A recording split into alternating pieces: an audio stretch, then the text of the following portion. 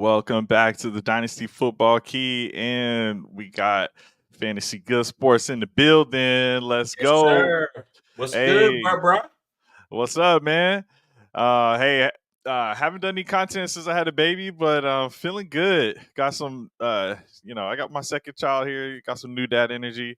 Feeling good, man. And tonight we got our first little NFL action. So kind of like the baby in that way, man, because we've been grinding all off season, and we got some news already from training camp, man. We got some injuries to cover, and we're gonna talk about the impact from a stat perspective, how we're gonna update some of the rankings, and we'll be having the Hall of Fame game on in the background. If anything happens from there, we'll make sure to let you guys know.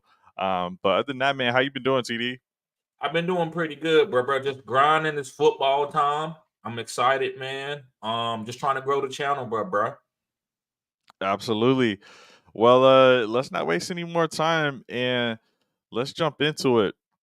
I think at this point, though, we should probably start with some of the updates from the news we got here. So, Justin Herbert, quarterback for the Los Angeles Chargers, man. So, looks like he'll be out, for the rest of this month potentially, and I think he's still slated to make it for the beginning of the season. So really not too concerned about him, right? I don't know if you heard anything that sounds a little bit more concerning to you.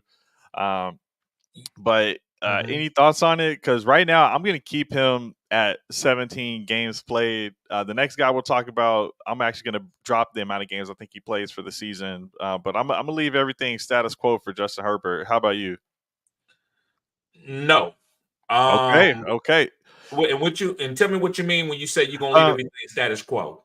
And I'm glad you said that because I was debating this. I was like, is this, what's up, Harambe? I was like, is this going to be the Joe Burrow of 2023 situation where we saw the injury in training camp to his calf, and then we were like, oh, we'll just draft Joe Burrow anyway. And then it was a bad season. We saw how that ended up. But for me, keeping the status quo, I was like, this injury, happened the beginning of August.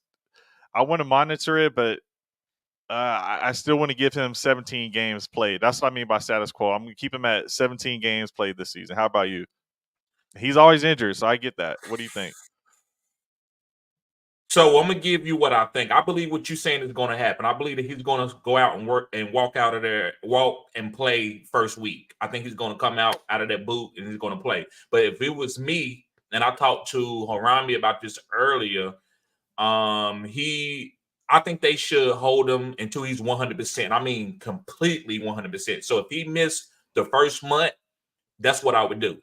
So some of the news that does bother me that I've heard about what was going on is they said they was going to run him more. I've seen that through some beat writers. Why in the hell would you run Justin Herbert with his, he's a great pocket quarterback. It's not like he's Anthony Richardson. He has athletic ability to do it, but why would you do that? So if Greg Roman and Jim Harbaugh does that, then I think they could be possibly fired. So to me, you should not bring this guy back until he's 100%. We've seen what happened to Joe Burrow. We've seen what happened to some running backs before. I'm not bringing my franchise quarterback back until he's 100%. Yeah, I hear you. And we were saying the same thing last year for Joe Burrow. Just let that man heal. Jamar Chase was very vocal and said, let him get 100%. And that's not what they did, man. So the reason I still have him for 17 games played is because we've seen Herbert play through broken ribs, a bunch of different injuries. So he'll play through some injuries. It's just if it's a lost season, we got a young receiving core, really risky. Maybe they shut him down. But I do expect them to rely on the run game. So it's not really going to be all on Justin Herbert this year. Very improved offensive line. So I am feeling confident he can make it through the season with this injury being early enough. Let us know what y'all think in the chat. We can jump back to the Chargers here in a little bit when we get to them in the division. Oh wait, we got one. Harambe says, "Do you think Lab falls in drafts now and the RBs rise a bit?" With that, man, let's just start with the Chargers division, Okay. and we'll just start with this Chargers division here, because I do think that's a good question. And yeah, man. So Lad McConkey, a lot of hype, good route runner, excellent route runner. I'll scroll down here. I've got McConkey, and guys, these are my projections in full PPR with half a point extra for tight ends, tight end premium leagues. If you are in a half PPR league, then you can take these receptions and just take those points at half from a perception. Here it would be 80 reception. You would say, okay, take away 40 points.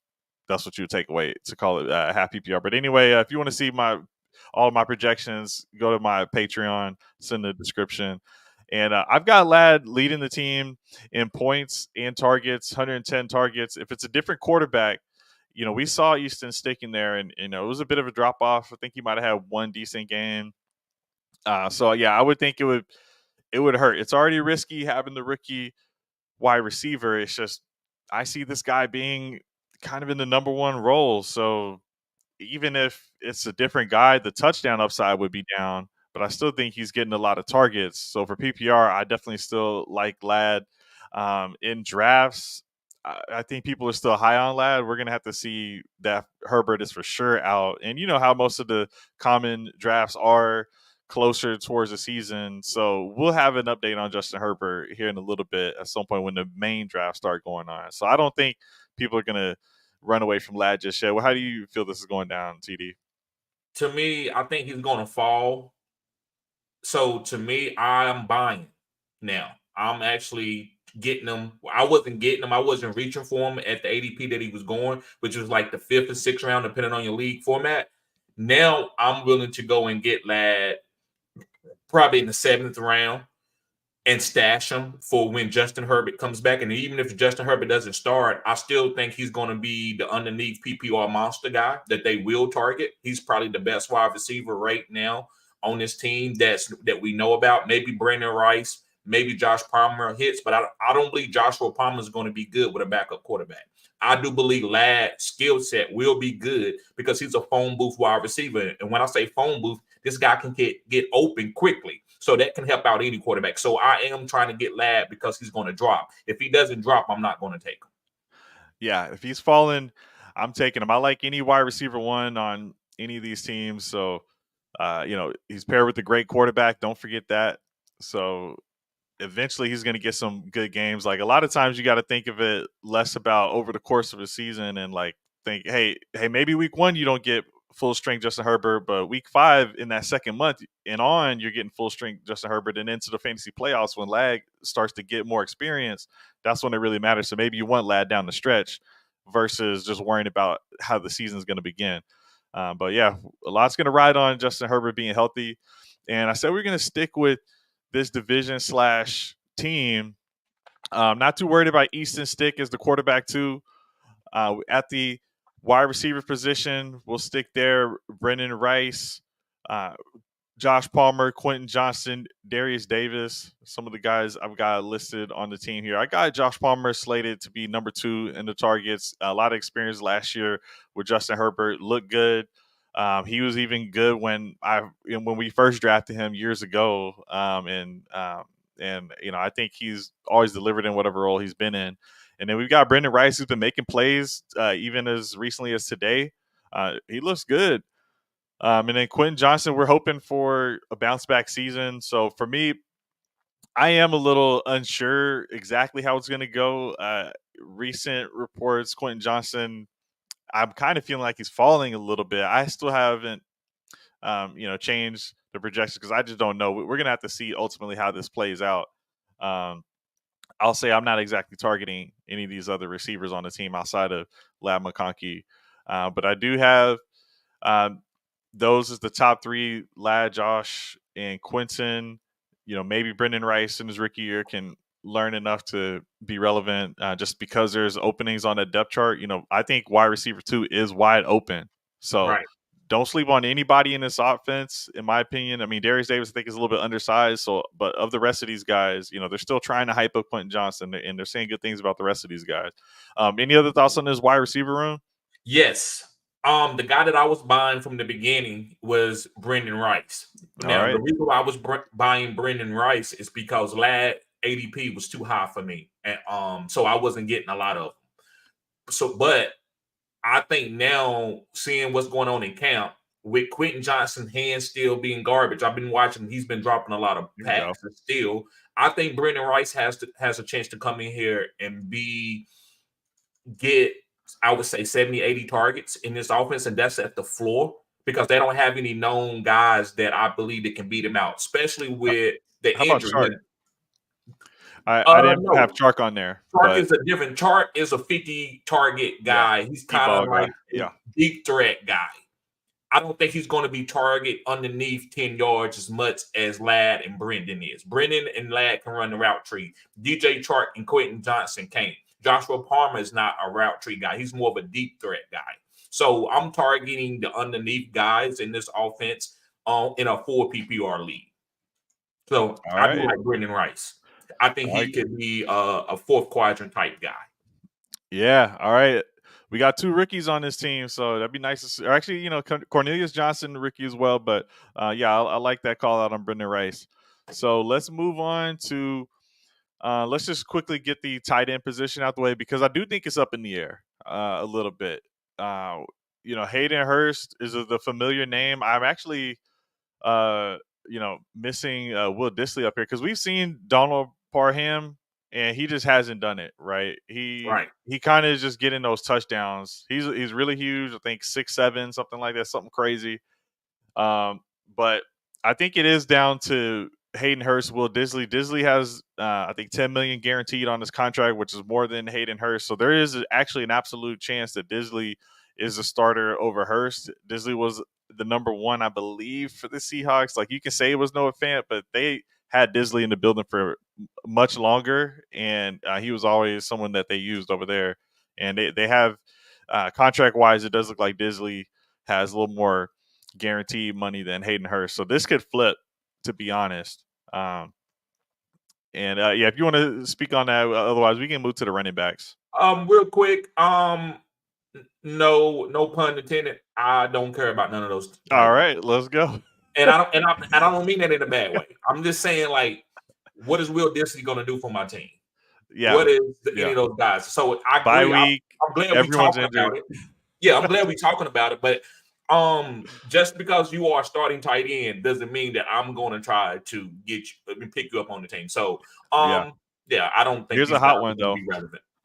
Running backs, they had Austin Eckler. This was for years a fantasy point factory, the running back position for the Chargers team. Now we've got Gus Edwards, who has been up, top of the league in yards per carry, yards per attempt. So, he's been good. Him and Dobbins have seen multiple injuries over the past years. Dobbins, in recent reports, I watched a video of him yesterday. The guy looks very excited and healthy right now. I'm starting to buy back in a little bit on Dobbins, to be honest. If he stays healthy, it's like I think that's just a big if, and I'm worried that it just won't happen. We hear a lot of good stuff about Kamani Vidal. I believe he was one of the top in pass blocking as well. So this guy can play. And right now I've got Gus Edwards as the lead guy because the only thing that's been spoken by coaches is, hey, Gus Edwards is the guy. But Gus Edwards currently is injured, so J.K. Dobbins has been taking some of the primary reps. We'll see what happens when Edwards gets back on the field. Still early in training camp. And not too worried about Spiller. He did get opportunities last year, so I think they'll move on with the new coaching staff to some of these other guys here. Any thoughts there? And let me just double check. I got. Yep. Looks like Garrett Patterson is RB5 potentially, or RB4 now instead of Spiller. So don't have to worry too much about Spiller. Kamani Vidal, I love Kamani Vidal. He's one of these rookie stash guys that I save for the fourth quadrant. And when I say fourth quadrant, the fourth quadrant is basically guys that can boom in your fantasy football playoffs. If you go back and look at your fantasy football playoffs and you put the toggle button and you look at top 12 guys, those are guys on there for the last 4 games. Those guys are high projected guys. So you go back and you look at who was an example of a guy that was really good in the fourth quadrant. I just had it. Isaiah Pacheco. Was a 6th, 7th round pick, but in the last fantasy football playoffs, the last 4 weeks, he was hot. I believe Kamani Vidal could be that type of guy. Gus Edwards, to me, I'm drafting him probably in the 5th, 6th round. And the reason why I'm doing it, I think he's going to start off and they're going to run the ball. They're going to run him into the ground. So I love Gus Edwards this year, but I don't think he's going to have the job the whole season. He's very volatile. He's been injured in the past. He's never finished a 17-game season. So Kamani Vidal is a guy that after I draft my starting lineup, I'm definitely going to pick him up early and stashing him the whole season. I would never drop him. All right. Yeah, I'm in on that. I agree with you there. So, okay, I think we got the Chargers and yeah, guys, check out our last for defense. Yeah, we're in IDP, but it's good. We got to have a tight show today, so we won't have to wait on the defensive side of the ball here. Let's go on. So, hey, let me ask you, TJ, should we just hop into Hopkins or finish out this division? It don't matter. We can bounce around depending on what Yeah. you think we need to do. Yeah, let's finish out this division. Yes. All Yeah. right. So next, we'll go ahead jump into the Las Vegas Raiders. Okay. So we've got a battle between Gardner Minshew and Aiden O'Connell. The team just brought in Gardner Minshew. Gardner Minshew just went to the Pro Bowl after taking over for Anthony Richardson. Still, the quarterback play was not amazing, and you don't necessarily hear too many folks, hype on the quarterback situation one way or another. And if you watch that receiver show, Devontae Adams was definitely a little bit frustrated with the quarterback play in this past season, but got a little bit of rapport he built with Aiden O'Connell.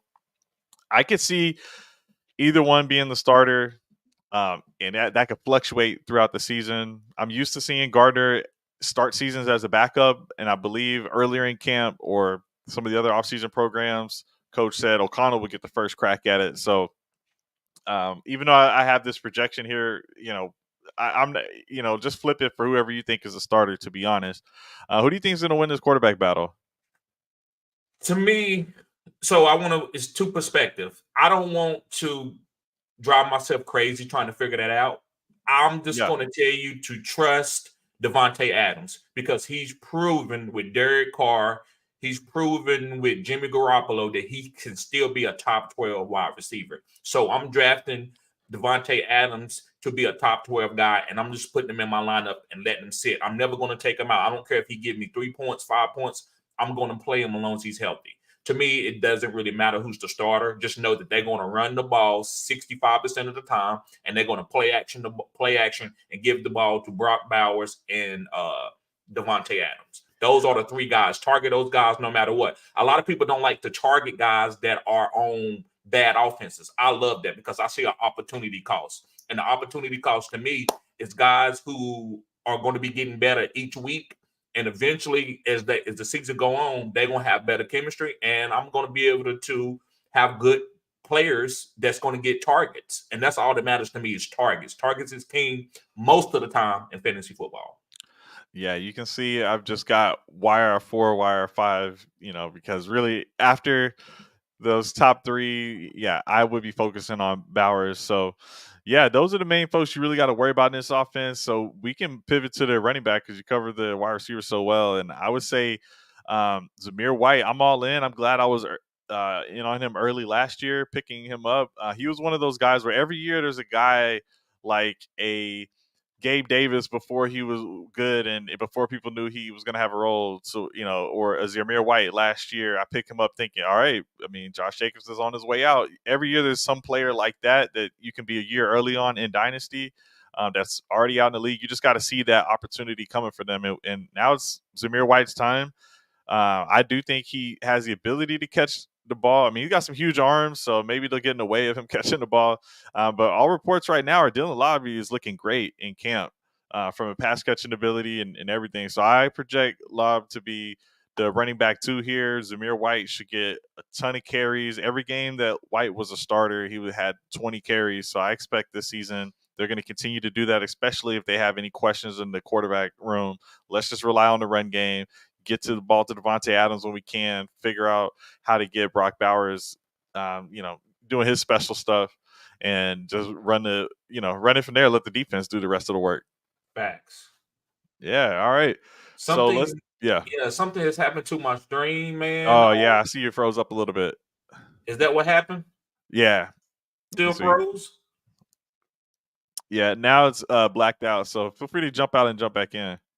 Okay, I can't because I don't even have the stream URL. Let me go into the stream URL link. Okay, Okay. I don't know All what right. happened there. So we're gonna move on to the. All right. Let's go to the next team in the division, and let's see. Should we start with Broncos? Yeah. Let's save the best for last. Okay, there we All go. right. You're back. Yes, All right. You good? yes. All right, Is it here we an go. echo? No, you're good. You good. I had to Okay, take out the your original one. okay. Um, all right, so we got the Denver Broncos up, and got my projections. I've got Bo Nix as the QB1. Not too worried about the other guys. They've got to give their rookie as many reps as possible at this point. I don't see any reason to let the other guys get any work.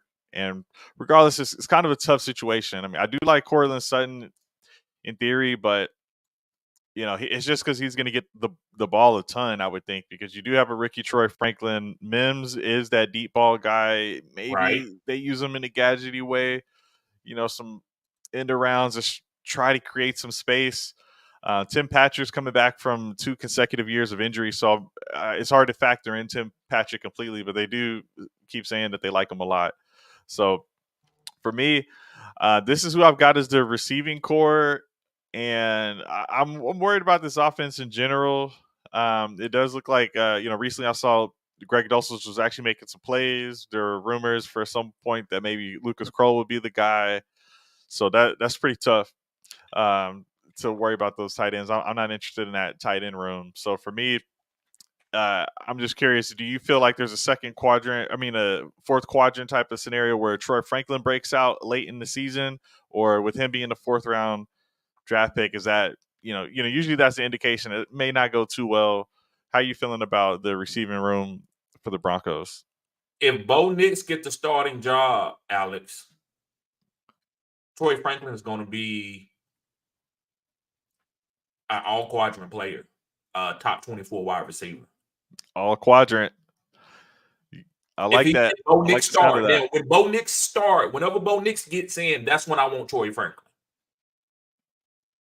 Yeah, because he's got to throw to his guy, right? Facts. So that's why that's how I see it. So yes, I think Troy Franklin is an all quadrant player. So I don't think he's a guy that I think he needs to, develop. I think he's going to get better each week, but I think Bo Nix is going to target his guy, and Bo Nix has a really great deep ball, and that's Troy Franklin's strong suit. And Sean Payton is not scared to push the ball downfield. So yes, and Marvin Mims is going to be good in the return game. He's going to be used as like a hybrid guy. He's going to get manufactured targets, so he's going to be fine. He's going to be a great best ball player.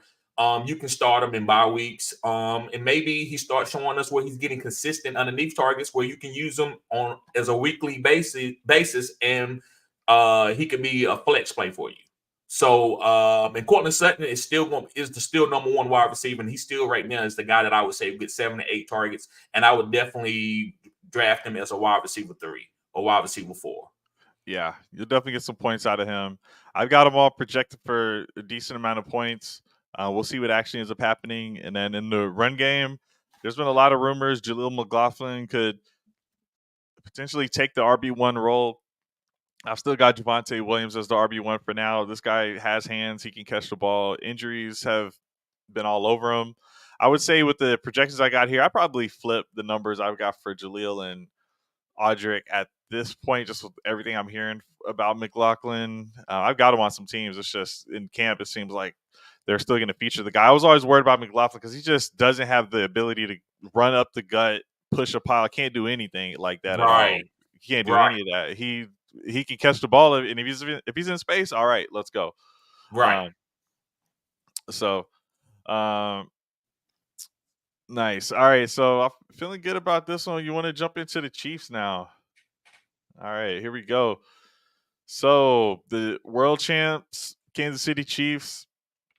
We've got them finally drafting a wide receiver in the first round. No, nothing to say about Patrick Mahomes. Obviously, not even worried about the backup there. If he's gone, it's over anyway. Um, so for the receivers, we got Rashi Rice, Hollywood Brown, Xavier Worthy, Marquez Valdez Scantling, Sky Moore. A lot of times they did use a Justin Watson, who's officially up here.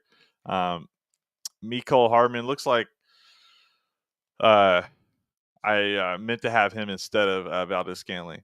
So, but yeah, I'm thinking these numbers are looking realistic. I don't know the suspension. This may be egregious. This is 4 games. I'm not even sure Rashi Rice even gets a suspension. I've got him for 4 games missed. I don't even think that's going to happen. So, um, all right. So, how you feeling about this receiving core? All right. Before man, Iggy, appreciate that, Iggy. If you can you highlight Iggy's member? Yeah, new member. There you go. Thank you, Iggy. Appreciate you, bro. Guys, Iggy, go follow him on Twitter. He has a lot of great content. This guy is the IDP master, and he's probably one of the best cappers, sports bettors that I ever saw. That's no cap. I'm just saying. I'm saying it to be honest. So go follow him. Got Iggy, post your Twitter stuff. But anyway, going back to these wide receivers on the Kansas City Chiefs, bro. The only one that all these guys are going to have good games. But anybody, as far as a wide receiver one, no. I think if you get Rashee Rice, Hollywood Brown, or Xavier Worthy as a wide receiver 3, I think you can win your league. Because these guys are going to have some boom weeks depending on the week. Rashee Rice would be the PPR guy that's going to be consistent, maybe give you a nice floor. I see you have him projected at what, 10 points a game, Alex? Yeah. I think that's perfect. And I like that you got him the highest because he's going to get the screens, the manufactured targets. The other guys are going to be having 50 and 60-yard touchdowns any given week. So I like these wide receivers for wide receivers 3, far as in fantasy purposes. And you ain't gonna know who to cover. Pat Mahomes, he's great when he don't have a number 1 wide receiver per se. He don't really need that. I thought he had a better season when Tyreek left because you didn't know who to take away outside of Travis Kelce. Now they did need Travis Kelce. So I like all 3 wide receivers, bro, at the right ADP. All right, and there's not too much to say about Travis Kelce. Yeah, for Dynasty, they drafted a Jared Wiley. I think that's all depending on how long Kelsey's in the league. Wiley's a stash. No more than that. And then for the running back room, there has been an update behind Isaiah Pacheco. Just in training camp right now, we've got Deneric Prince operating as the RB2. Clyde Edwards-Helaire's contract did end this past season. They re-upped him 1 more year, but that isn't any contract that elicits any sort of loyalty or anything like that. So it could be Deneric Prince who's coming in as the RB2 for this next season. Any RB2 I'm interested in. You're injury away and you're on the best team in the league.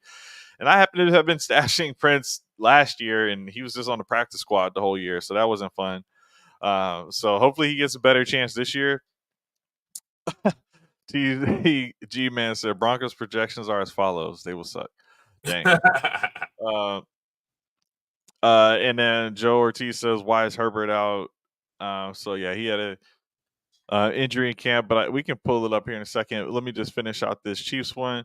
And so for the running back situation, definitely relying on Isaiah Pacheco for fantasy because they got rid of McKinnon, who was really that pass catching vulture from Pacheco. But you saw late in the season and even in the real playoffs where you don't usually see the points for fantasy, you saw him start to get more pass catching work even in those scenarios.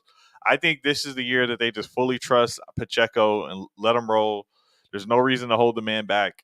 I mean, I think he's going to have a big year. So, Chiefs, I think, are pretty easy, man. Any other thoughts on the Chiefs? Yes. I'm fading Isaiah Pacheco at his ADP. Oh, all right. Oh, the ADP. Yeah. So, what's his ADP?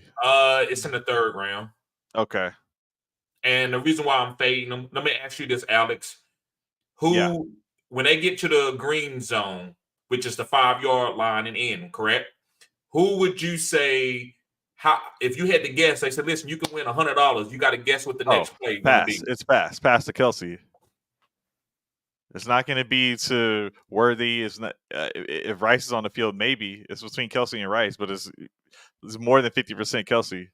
So why would I draft any running back? I'm not really big on Josh Jacobs. We'll get into that. But most running backs that are optimal on their team that they actually appreciate, they getting at least the first two plays is going to be to the running back.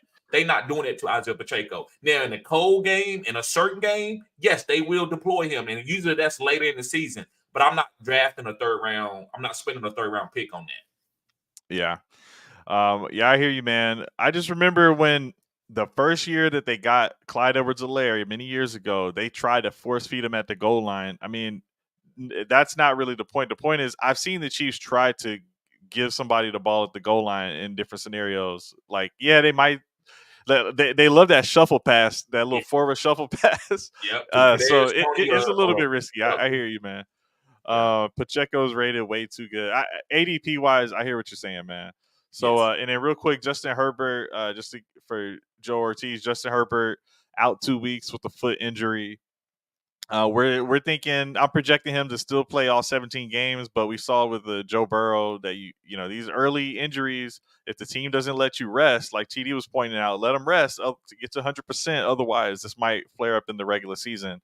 And I've seen just Herbert play through injuries, so I'm not giving up on him, even if he does get an actual injury in the season. I think he'll still try to make it through, but there's enough risk with it being I want to say revamp, but almost a rebuild team that they could easily shut it down and be like, all right, hey, we're going to get this high draft pick and then retool for Herbert in 2025. So there's a little bit of risk that I'm not trying to factor in until I get more news that it's more serious. So right now it's not so serious, but I do think that's a good segue into the other big injury news that we heard.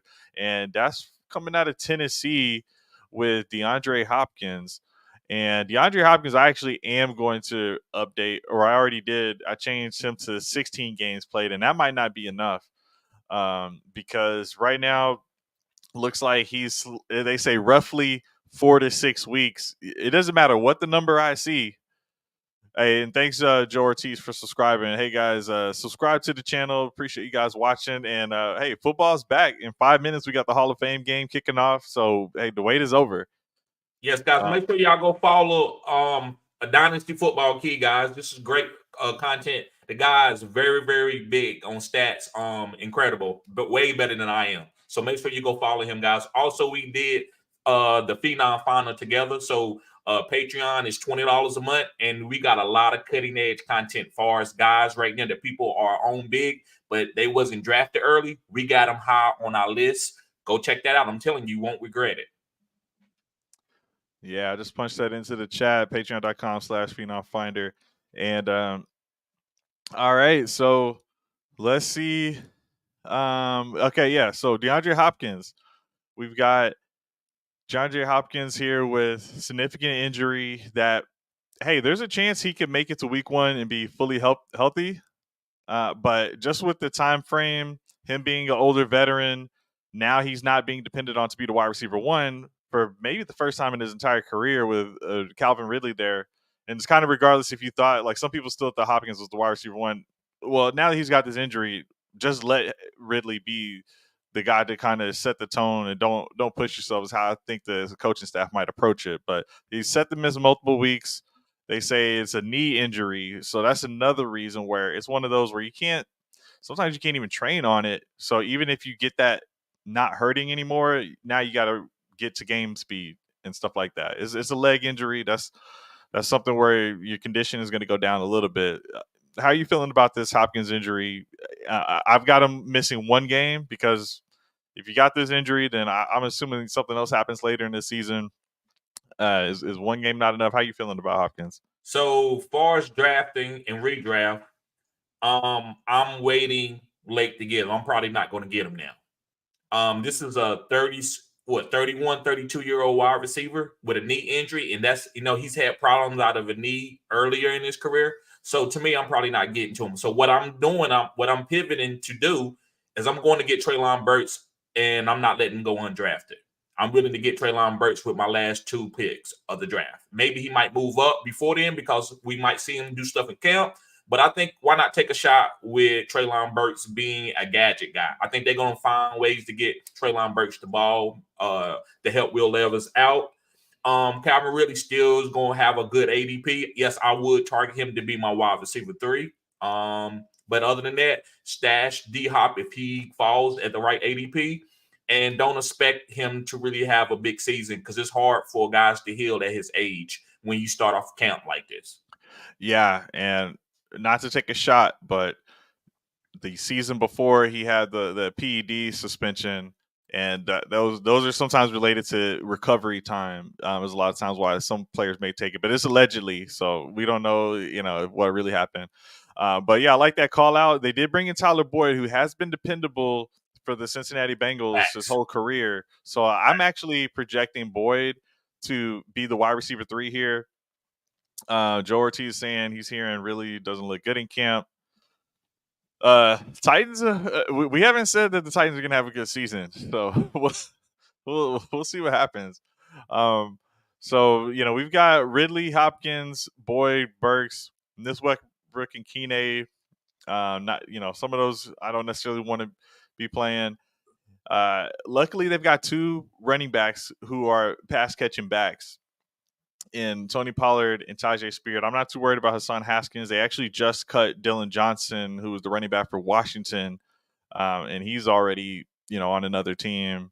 I believe the Carolina Panthers. He's replacing Rashad Penny, who retired there. But anyway, Tony Pollard, Tajay Spears, they're basically the same type of play style player. So pass catching back. So I still think for Will Levis, he's got options, quick dump offs if he needs to, coming into his second year. And if he doesn't see what he needs to see in the reads, he can get it to Pollard or Spears, whoever's on the field. He's going to have kind of that confidence interchangeably with whoever's on the field there. Hopefully the pass blocking is decent, but their draft picks went to linemen 2 years in a row in the first round. So Will Levis, you might have seen him get crushed in some games last year, obliterated. Hopefully they help him a little bit more, give him some time to process and see down the field. So I still think there's some opportunity. They will be throwing the ball a ton. I'm predicting and projecting this year. And at the tight end spot, they've got Chig Okonkwo, who he'll be there as well. So there's some options to pick up the slack if Hopkins is out for a little bit, but you're absolutely going to want Hopkins in the red zone to finish off some of these because I don't see either of these running backs pounding the ball into the end zone. We saw Pollard struggle with that. I think he'll be healthier, but I don't want to get overhyped just since he's a little bit older too and coming off the injury season. So it's just, I don't think it's a well-balanced team, but it does lean more to the pass-heavy side. I actually think Tajay Spears could be a top 12 running back if Tony Pollard doesn't start off well. If Tony Pollard starts off well, yeah, it's going to be like a 50-50, 60-40 high hand. But Tajay Spears can run the ball between the tackles. Going back to Tulane, I watched a lot of them, and he was great between the tackles. USC wasn't a great defense like 2 years ago, but they had some good. They had a couple NFL players on that, and he had like 200 yards that game in a bowl game. And bowl games usually are 2 to 3 weeks out, so defenses prepare for you. And they tried to take him away, and they couldn't. I think Tajay Spears, if they let him go, man, I think he could be a sleeper. And I agree with you, Joe Ortiz. Spears and Burks are the sleepers on this team. And I think to me, I'm drafting Tajay Spears over Tony Pollard. Long story short. There we go. I like it. All right, let's go on to the next team in the division. We'll stick with the AFC South. We had just previously done the AFC West. And I'm going to save my favorite for last here again. So I'll go ahead and jump into the Jacksonville Jaguars. And they've shaken up their wide receiver core to decent degree. And you got Trevor Lawrence. I think he's unquestioned quarterback there. Just got the new contract. And he's got some options to throw to. Christian Kirk, he's been a reliable target. Did have some injuries this past season. I think, sports hernia or something like that in the abdomen, groin area. He seems like he'll be fine now after some surgery. Gabe Davis, big play guy for the Bills. And, he's hoping to bring some of that over to the Jags. But for fantasy, we're hoping for a little more consistency. But a lot of times we already know what the guy's game is. So I think Gabe is going to still be a little bit more of the same. And with them going in the first round, drafting a Brian Thomas Jr., I'm gonna lean into let me see something special happen. TD and I, we worked on the Phenom Finder. Brian Thomas Jr., we got him up there, and we believe in this guy as a talent. And I would love to see Brian Thomas Jr. have one of those epic type of breakout seasons here in 2024. What are your thoughts on the pass game for the Jags? I think it's going to shock a lot of us. I think Trevor Lawrence is going to have a good season. Who would have thought that Trevor Lawrence was going to get a new deal? Now, I didn't think he was going to get a new deal, but to me, if I'm a team, I'm going to give my quarterback that I believe in a new deal. I don't want that over his head. Like, I got to play great. I know a lot of people don't like the Daniel Jones deal. I still thought it was a great deal. They can move on from that deal. I think Trevor Lawrence deal is a good deal. So Trevor is going to play free. And the reason why they let Calvin Ridley go, and then you see Calvin Ridley go and get a big deal, he doesn't fit that scheme for what Trevor Lawrence likes to do. Trevor Lawrence is a jump ball type receiver guy. If you go back and watch Trevor Lawrence in college, he had a lot of 6'4", 6'3" wide receivers that he would just throw it up, and they would come down with the 50-50 ball, and he knew when to take those opportunities. So, to me, I like Brian Thomas for those 50-50 balls. Now, he's not a better route runner than Calvin Ridley. Even though Calvin Ridley might be struggling in camp, Calvin Ridley still is a good route runner, but he's not an explosive guy. So I think this offense last year needed an explosive guy outside of Travis Etienne, and I believe Brian Thomas can be that. But the other guy that I do like Christian Kirk. Christian Kirk, to me, is going to be the PPR guy, the safe guy on this team. Now, I'm not saying I'm going to draft him before Brian Thomas, but he will lead this team in targets and in catches. Gabe Davis is going to have a couple big games. That's why they went and got Gabe Davis and let Calvin really go. That's why they went and drafted Brian Thomas. They need to push the ball downfield with some jump ball, 50-50 type balls. And Trevor Lawrence is one of the best quarterbacks in the NFL when it comes to 50-50 balls to 6'3", 6'4" guys. Well, go look at T. Higgins when he was at Clemson. He was killing doing that. Absolutely.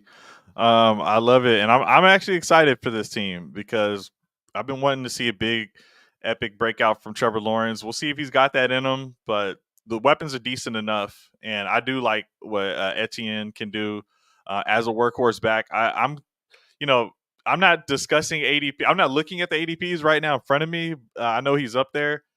But I do like what he can do just because there's so few workhorse backs. There's just not a lot of them. And I think he's one of those guys. Tank Bigsby did not, get much love from the coaching staff this past season. And the rest of the guys are not too concerned about. So I think he could have a big year. Just depends on where you get him at. And then Evan Ingram, he was good for them this past year.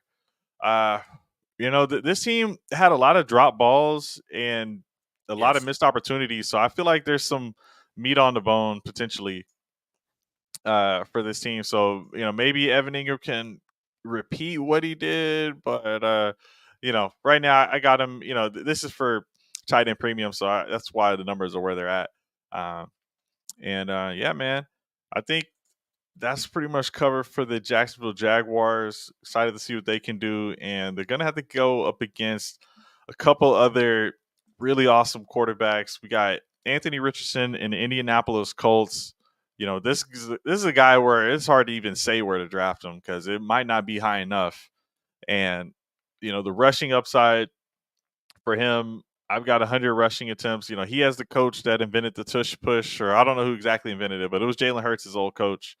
And, this guy coming off of a shoulder injury, nothing to the lower body. So I can still see him have that same explosiveness. And I think that's going to be a big part of the offense. Him and Jonathan Taylor going to have to, keep these defenses guessing. I think Taylor will be a little bit more open from what we've seen from the Lamar Jackson types, where when they're running around, the team doesn't know if they're passing or handing off to Taylor, and just the lanes are all kind of messed up. So, and historically, Colts have had a good offensive line. So I think Taylor set up really well. I'm not too concerned about the RB2 there. Zach Moss is gone, and he had a surprisingly great season. Taylor was in an injured contract dispute late in season. If he's got a happy Taylor and a healthy body, this could be a great year because Moss was having a great year. So why can't Taylor do it? That's how I'm feeling. And then they added a second round receiver in Adonai Mitchell, paid Michael Pittman Jr. Josh Downs actually broke the record for receiving yards for a Colts wide receiver as a rookie. Or he did it for the rookie record. So between those three, I'm feeling pretty good. Alec Pierce for fantasy wasn't able to really catch on, so maybe Adonai could. I think I might have Adonai a little too high here numbers wise, but I You think a good don't. season is ahead for those guys, and I'm hoping Woods can do it. But we'll see what happens with the tight end. How you feeling about the Colts? Going back up to the running backs, the backup is Evan Hall, and I think that's very important. Yeah. Because Jonathan Taylor's been injured the last 2 years. He's been getting nicked up. Evan Hull, to me, man, when I scouted him, this is before we actually did an official Phenom Finder. He was on a Phenom list, and he's a good running back.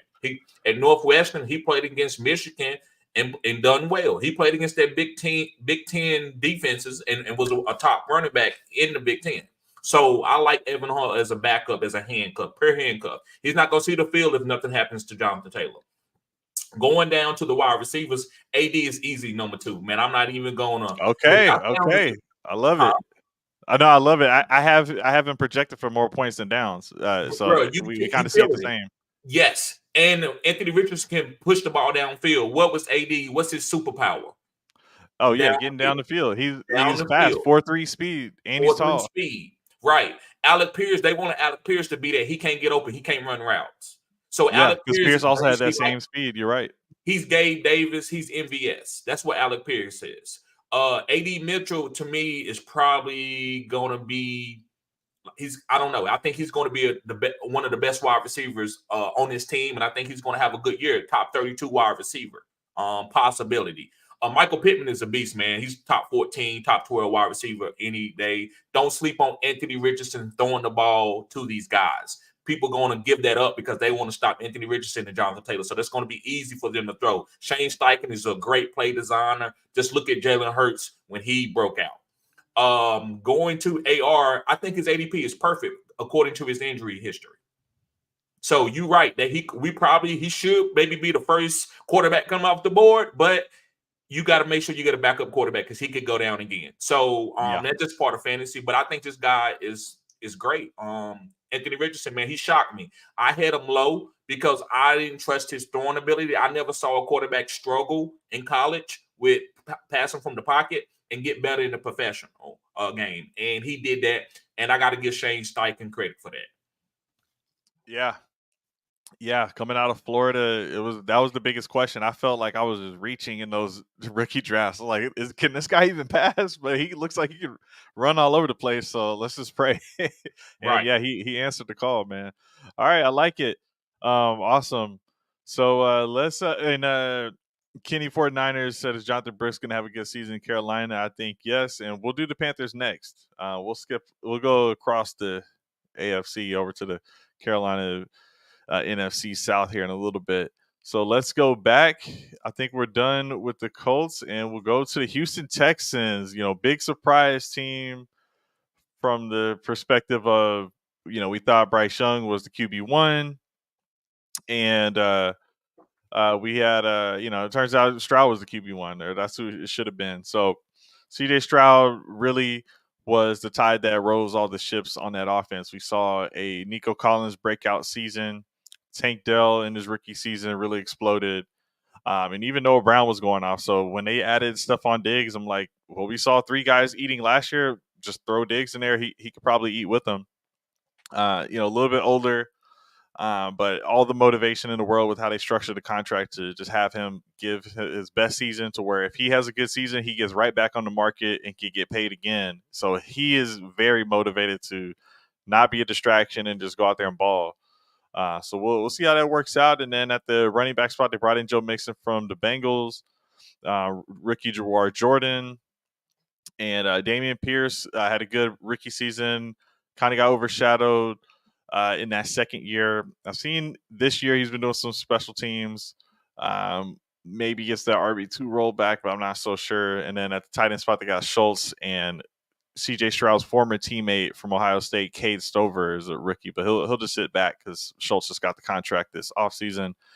So yeah, how are you feeling about this team right now? I've got maybe surprisingly Dell projected the most. I just love that connection. Every time I see a Stroud interview, Dell's there with them, or I feel like he just might try to feed the guy. Reports are Collins is the number one though, and a lot of people still believe Diggs could be the number one. So it's up in the air. How are you feeling about this passing game or team in general?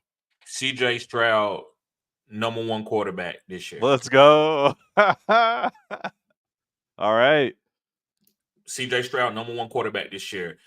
Tank Dell is going to be very explosive. None of these guys is going to be consistent. Maybe Nico is the most consistent, depending on how they deploy these guys. I don't know, but either way, to give the comparison for those guys, I would say this is Tom Brady when he had Antonio Brown, Mike Evans, and Chris Godwin. I would say Chris Godwin would be Stephon Diggs. I would say Antonio Brown would be Tank Dell, and I would say Nico would be Mike Evans. So that's how I would break it down. And I think this team, CJ will probably be second in attempts outside of Matthew Stafford. And I think he has a chance to win MVP. He's going to be up for MVP candidate. And I'm targeting everybody off this offense at the right ADP. I'm actually probably going to take the last wide receiver that's coming off the board. I'm not going to take Nico in the second or third round. I'm gonna probably get the last one, which is going to be Tank Dell. And for tight ends, I like Cade Stover as a deep sleeper, and almost as a buy low for Dynasty. Yeah, he's still on the waiver in one of the dynasty leagues I'm in. My team's I don't know why I can't get him on my roster. It's just I don't know who to cut, but he's getting slept on. He's getting slept on. All right. Yeah, like this team. It's gonna be competitive division. So let's jump into the NFC. Answer Kenny's question here. But that was the AFC South. Let's jump over to the NFC South and start with CJ Stroud's forever linked counterpart, Bryce Young. And not so great of a season, but we're not talking about 2023 really. But Dalton did look better than Young last year, unfortunately. In the one game he played, he had way better stats than Bryce Young.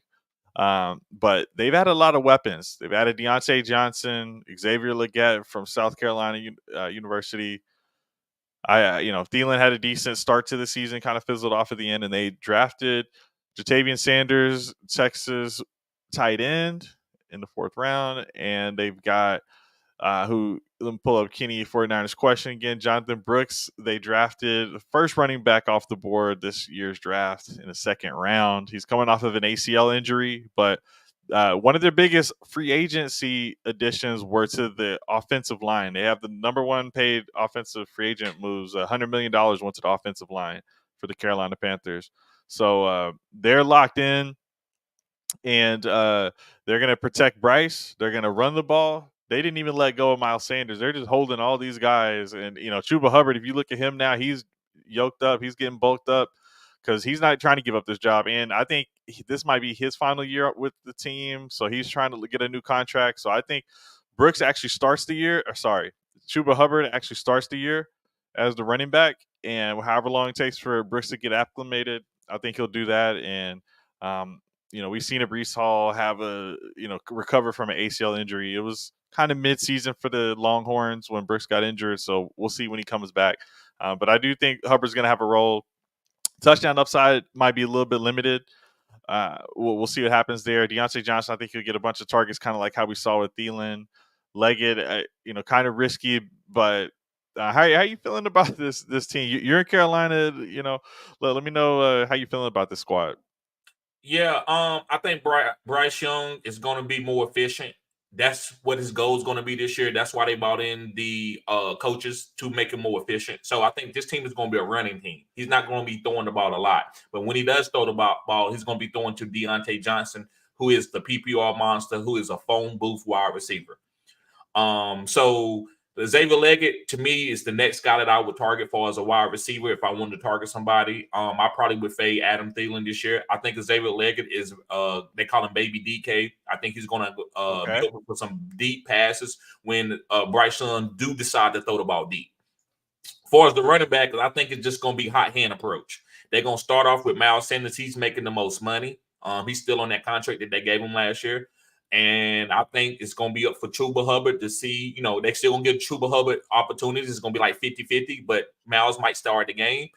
And if Jonathan Brooks, when he gets healthy, if he gets healthy, he's going to have a chance to come in. I'm not touching Jonathan Brooks unless it's Dynasty. I think his ADP is too high to come off not a hamstring, but an ACL injury. Breach Hall, he did, after that first game, he struggled. I mean, he had a couple games where he had less than 30 yards, 1 yard per carry. Then in the middle of the season, he got hot. Yeah. So I believe Jonathan Brooks, that's the best case scenario where he could be a third and fourth quadrant guy. But how are you going to draft him to be a third and fourth quadrant guy? Yeah, no, some great points. For 2024, yeah, I'm a little bit hesitant because there's really the phenomenon that's going on where a lot of drafters are drafting receivers early. I know I may seem like I'm playing best ball like that. I know it's best ball, but like still people are going 0 RB in regular redrafts now too. And then we're talking dynasty. A lot of teams are built around receivers, but what I'm talking about is like, if it's a dynasty startup, if it's any starting draft, I mean, there's so many running backs that are just going late. I just don't have to take the risk. I don't like.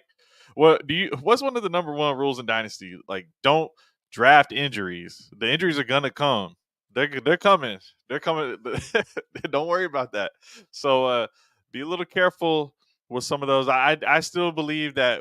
By the way, with the Chuba Hubbard situation, he ended the year as a starter. So I just feel like the team told us how they feel about Miles Sanders. They should have played him last year when they first paid him. Right. I just think that didn't work out, and now they got Brooks. So, but yeah, man. But you look about in camp the day he was taking the first team reps, Miles Sanders. Okay. That's the only reason why I even said that. To me, I've never been a Miles Sanders guy. But if they want to go out there and try to squeeze Paul's all the juice out of him to see what he can do, then that's on them. But there's no way that I believe that he's better than Chuba Hubbard or even Jonathan Brooks once he comes back and he's healthy. Yeah. They got to get the ball out of Bryce's hand, at least early on, get them comfortable. So let's start with the New Orleans Saints. Or let's jump into the New Orleans Saints here next. We've got maybe the end of the Alvin Kamara era. I think he might be done here after this season. But right now we've got Derek Carr, Taysom Hill as the top two quarterbacks. And I think Carr is going to still be the guy there. They do have an injury at the tight end spot with Juwan Johnson, a foot injury. I think that's going to linger long enough to where Hill actually will be getting used at tight end potentially. I think Hill's going to be usable. He's always usable, and some of the platforms like a sleeper. He was actually top 10 last year, and I think he may have more of a role if Juwan Johnson's out. But then we got Chris Olave, Rashid Shaheed. He looked great last year. Rashid Shaheed did, and they draft Bub Means last year. A.T. Perry had a couple touchdowns at the end of the season. He's huge, size wise. I'm not going to rely on him, but I do like Olave as a talent. I'm just sometimes worried about that offense in general. It seems like when you watch those games, they'll get down the field, but they can't get the touchdowns for some reason. I don't know.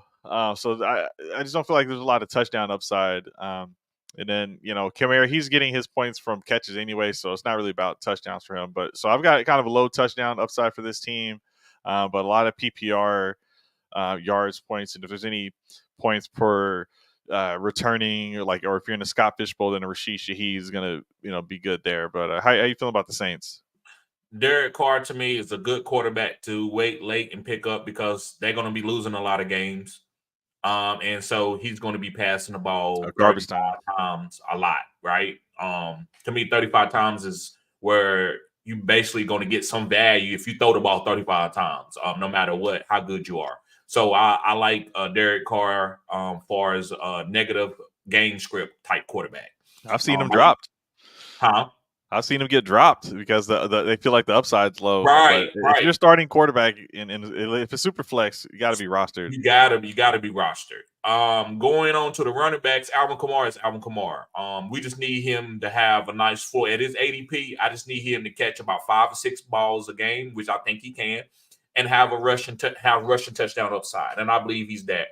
He's older, but I still think he's talented as catching passes. So at his ADP, I think he's coming off as what, RB 17, RB 16, something like that. I think he's Coming off RB the board. 18. Yeah, Mm-hmm. huh? RB 18, yeah. Yes, and I'm fine with that value right there.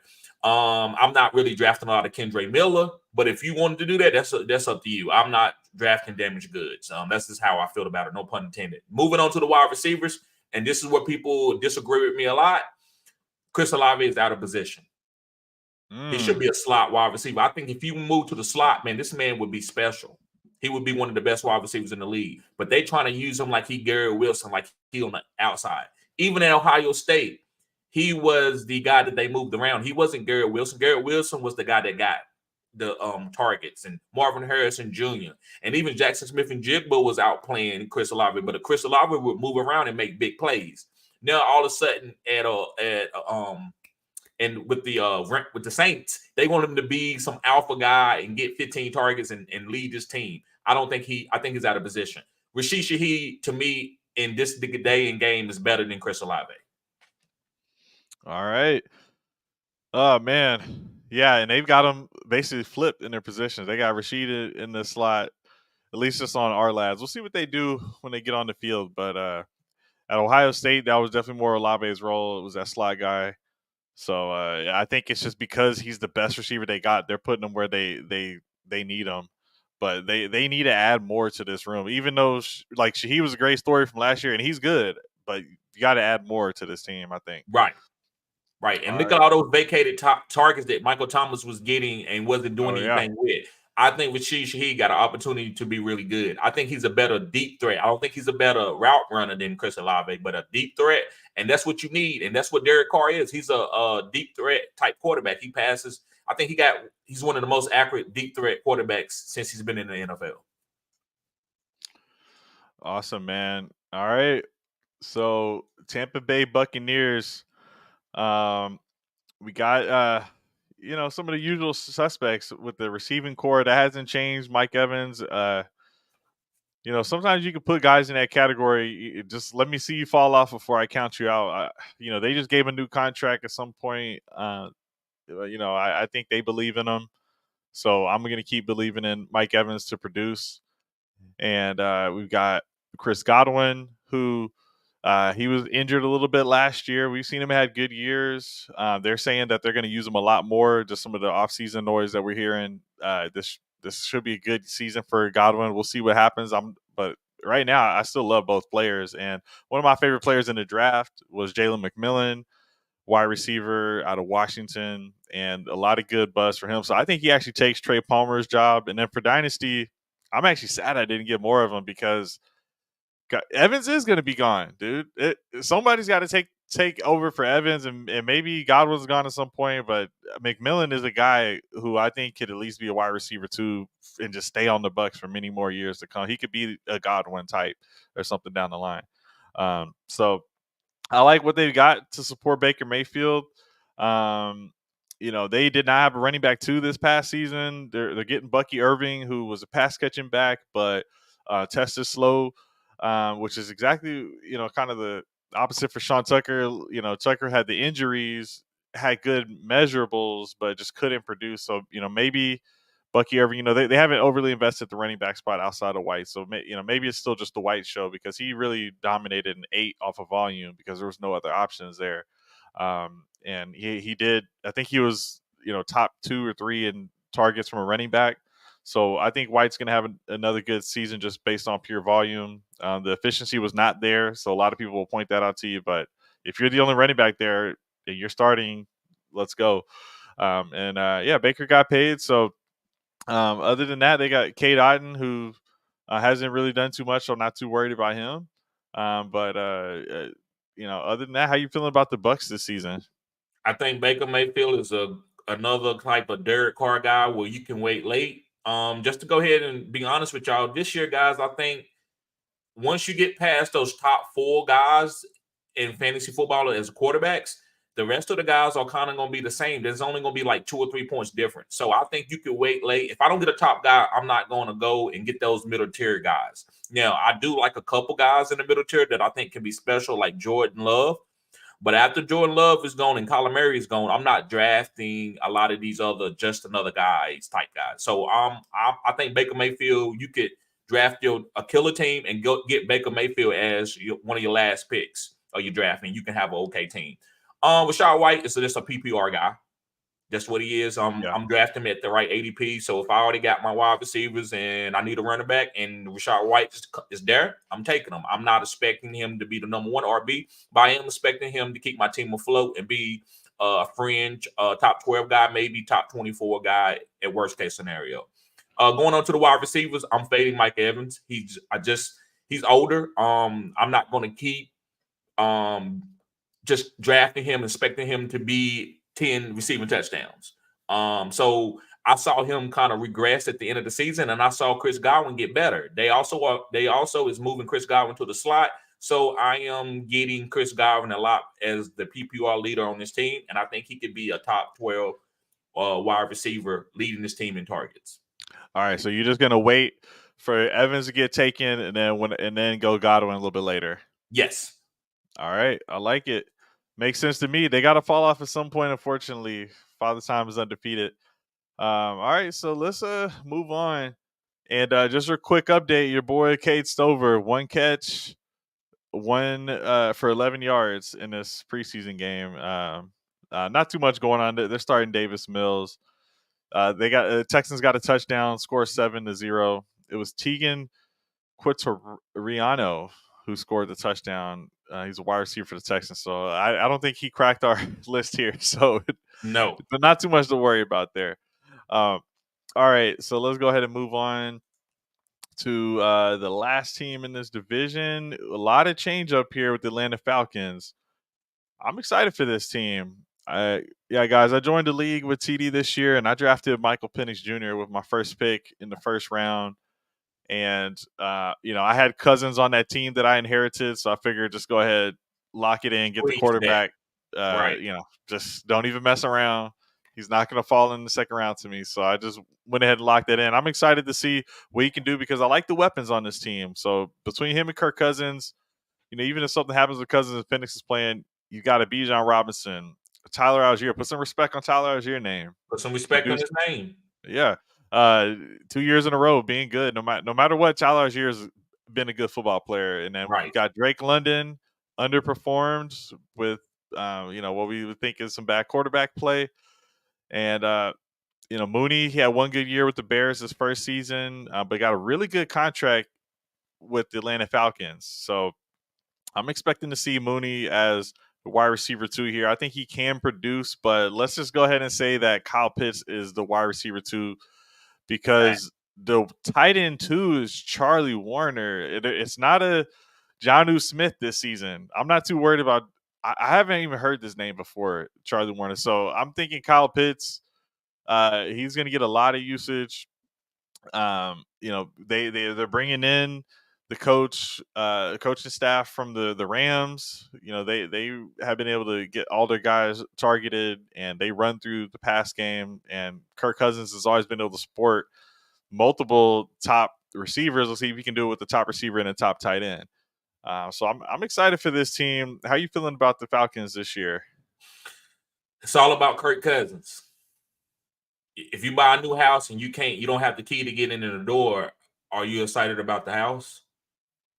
I think Kirk Cousins is the key. If he can't come back off the injury, I'm not touching Kyle Pitts or Drake London.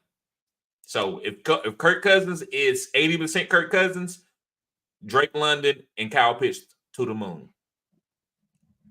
Bijan Robinson is the only guy that I'm drafting. I think he's going to be used all over the field. I don't like the rumors that they saying about that he's like going to be in a committee. I mean, come on, man, who ain't in the committee? You still going to give him the ball. And listen, I'm going to tell you, this is my opinion. I could be biased. If Bijan gets to the green zone and they put Tyler Algier in, that's a terrible pick to take Bijan when you already had Tyler Algier. Why would you take Bijan to let Tyler Algier get the goal line touches? Bijan is dynamic. He can get in and score. Yes, should Tyler Algier come in and get some carries to help give Bijan a rest? Yes, but you should never be taking him out on the goal line. And I'm not just saying that for fantasy.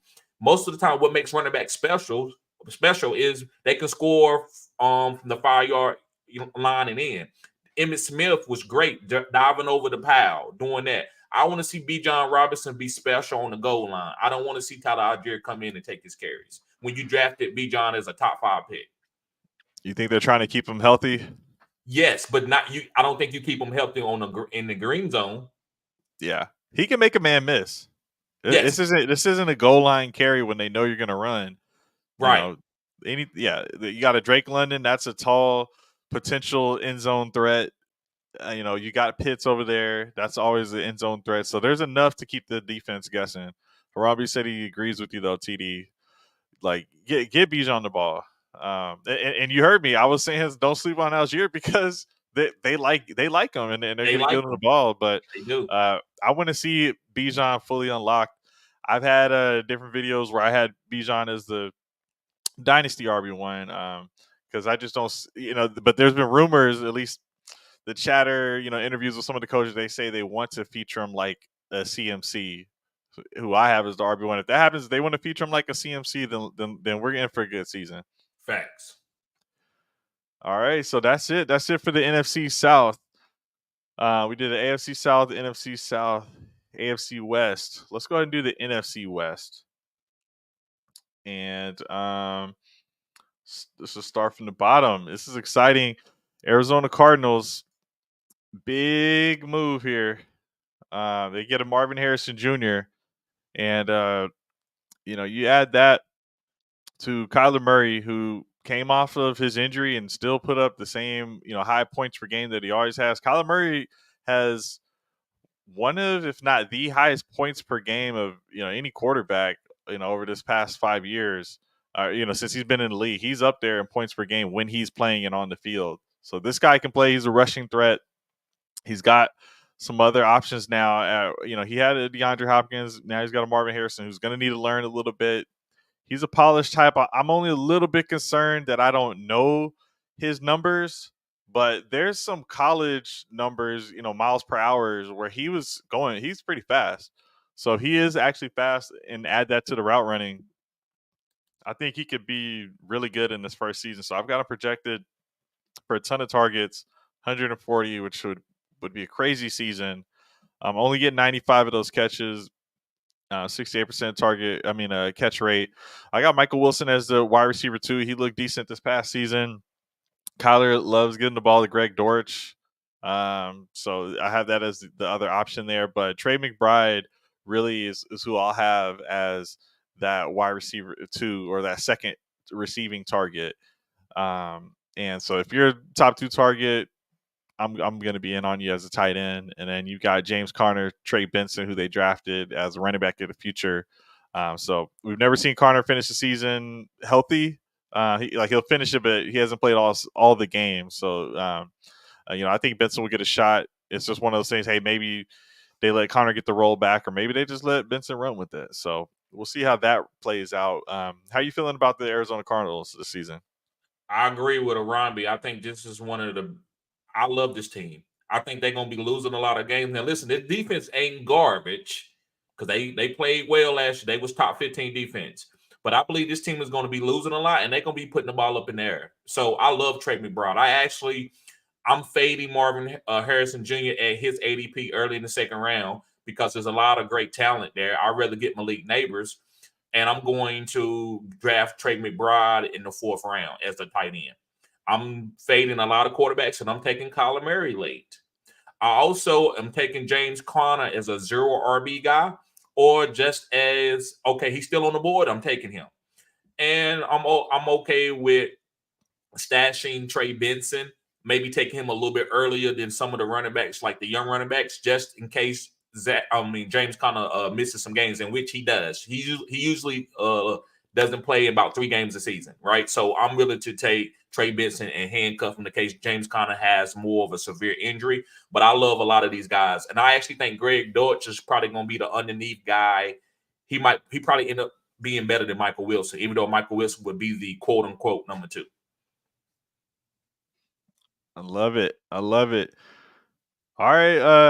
I'm feeling good about this team. I think you're right. A lot of fantasy points about to be scored in this division.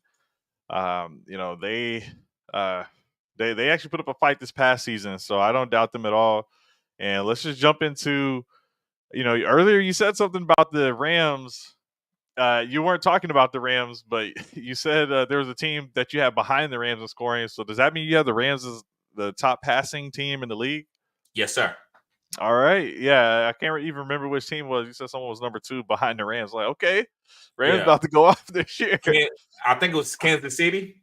Yeah, yeah. You're talking about the pass attempts, and I'm like, okay. So, and that's Stafford's game. He doesn't have any rushing, so we're gonna have to see it all come from his arm.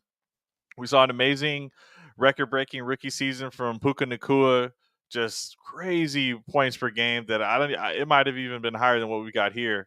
You know, Cooper Kupp was injured for part of that. Didn't matter. Cooper Kupp came back. Puka's still balling out. Pro Bowler his first season. And we even saw Demarcus Robinson be relevant down the stretch. They started him ahead of Tutu Atwell and saw some success there. You know, we'll see exactly how that works out. Not a big contract for Robinson. I still might flip those projections between Tutu and him, but the focus is on Kupp and Puka and Stafford. The only other thing I'll say, and I'm skipping the tight ends because you got the Higbee injury, but you know, Right. Parkinson's worth having if you need a tight end. But the only thing I was going to say is with the running back position, we saw an epic season from Kyron Williams. He hasn't been able to stay healthy 2 seasons in a row, and I think everyone knows this stat by now that the Rams haven't had a back-to-back RB1 since Todd Gurley in 2016. It just has not happened. For doesn't matter what the reason was. It's been a different player at the RB1 for the Rams for 8 years now.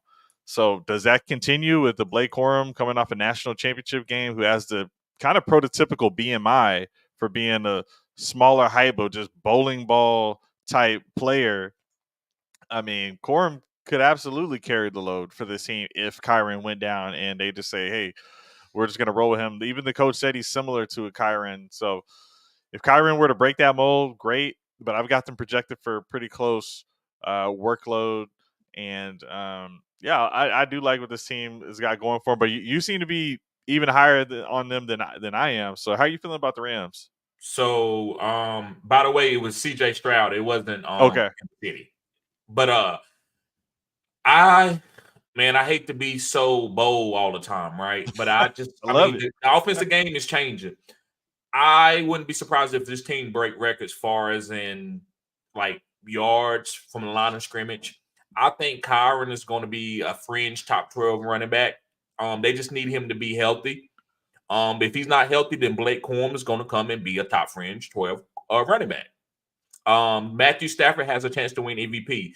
At this point in time, to me, he could be Rich Gannon. You remember when Rich Gannon, it was like 34, 35, and went to the Raiders and won an MVP? Yeah, because it hasn't been athleticism that he's relying on. Right. And he had what? He had 2 wide receivers that was elite with Tim Brown and Jerry Rice. That was Rich Yeah, man. Gannon that year. I think Matthew Stafford is going to do it with Cooper Kupp and Puka Nacua. Puka Nacua, to me, guys, and I want to say this, he's on the same level as Jamar Chase and Justin Jefferson. I know we don't want to think he is. He's that type of player. And I didn't think he was. I thought it was just a product of the system being around Matthew Stafford, who would hyper target you, and being on a great offense with Sean McVay. But when I watched this guy play in the All-Star game and I seen his athletic ability, he's just as athletic as Myles Garrett, Michael Parsons. He's a phenom. So I think that Matthew Stafford is going to throw for 40 touchdowns this year and lead this team to a long playoff run. And I won't be surprised if this team is in the NFC Championship to play for a Super Bowl. That defense is really, really good. A lot of young guys that have no big names, but they are young. And they was a top 12 defense last year. Also, according to PFF, that offensive line was top 12 in pass blocking. And they had no superstars. That we thought that offensive line was going to struggle. They helped. Matthew Stafford didn't get sacked a lot. So I think Puka Nacua and Cooper Kupp are going to ball out. I think both of these guys could be top 12 wide receivers. And I think both of them are going to get 10 targets a game. And Kyron Williams is going to be a touchdown machine. I love it, man.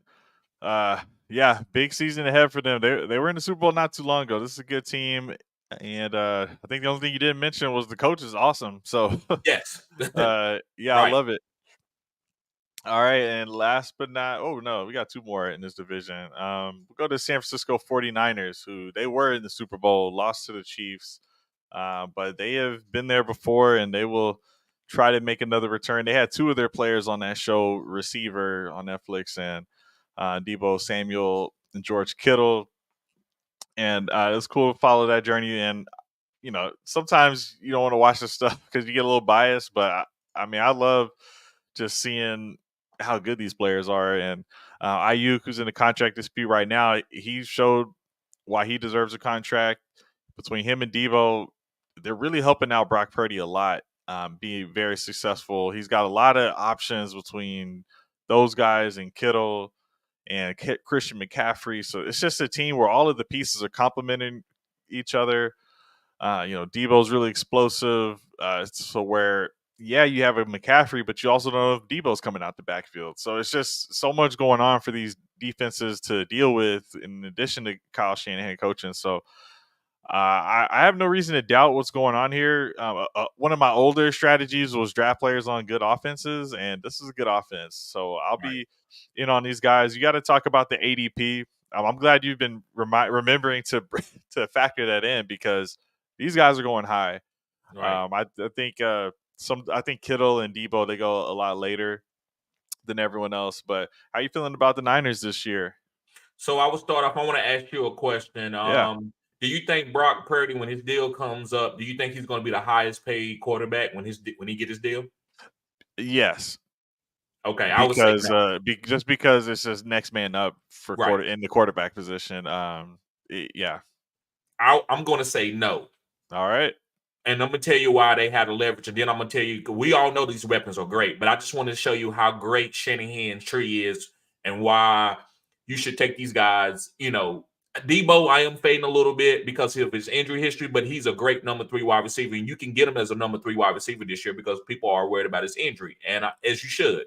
But going to Brock Purdy real quick, man, I think this is a great point about Brock Purdy. If you put him on any other team, I don't know if he is even relevant. I mean, he might still be in the NFL, but because he's with Shanahan, he's a great wide receiver a great quarterback because he can distribute the ball very well to these stars. So that's the leverage that they have. If they say, listen, we sign you to a $200 million deal, we're going to have to let Debo go. We're going to have to let Kittle go. And you're going to have to throw to Ricky Parasol. And then all of a sudden, you're going to see Brock Purdy go down. So I don't think the Brock Purdy is going to, you know what? I take a discount and keep these stars around me, and I'm still going to make life-changing money.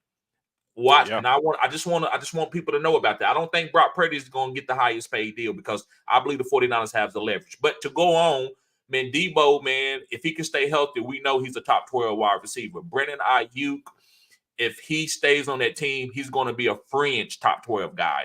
And George Kittle, I'm not really drafting because there's so many good tight ends, but he's going to have his boom games. If Ayuk gets traded, George Kittle is going to be a top 3 tight end.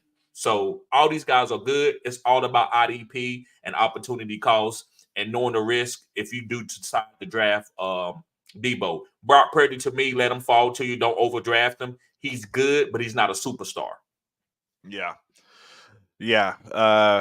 I agree with a lot of that, but what do you think about Kenny 49ers comment? Hey, he's a 49ers guy. This is his team. Let him shine. He said Jimmy Garoppolo wasn't a great quarterback, and then he says, TD, trust me. He's talking about Purdy is a real one. Yes, I don't agree. Just like Tua, if you, I would ask you real quick, if you take away Tyreek Hill and Mike McDaniel's from Tua, is Tua gonna be the number 1 paid quarterback? And that's a good point because Tua did not get the market setting money. Because TD loves to be they challenged.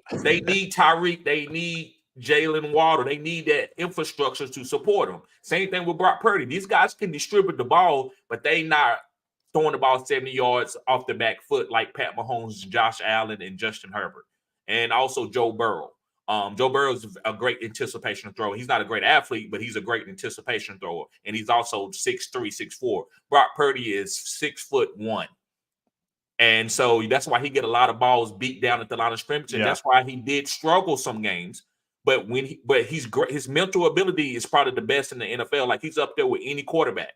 But his ability. So I don't want to make his. We just want to talk about these weapons. I just want people to understand what Brock Purdy is, and he's going to keep those weapons on that team. And the 49ers are going to be able to keep these guys going because Brock Purdy is going to say, you know what, man, I take 135 million guaranteed. Keep everything going.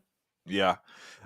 Yeah, and we do have to roll through these, but I did want to just spend a little bit of extra time just to get, let Kenny get his point off. But Right. I hear what you're saying, TD, and it's just one of those things where if Purdy wants to keep balling out, he's gonna need to take some kind of a discount to keep those guys on the team.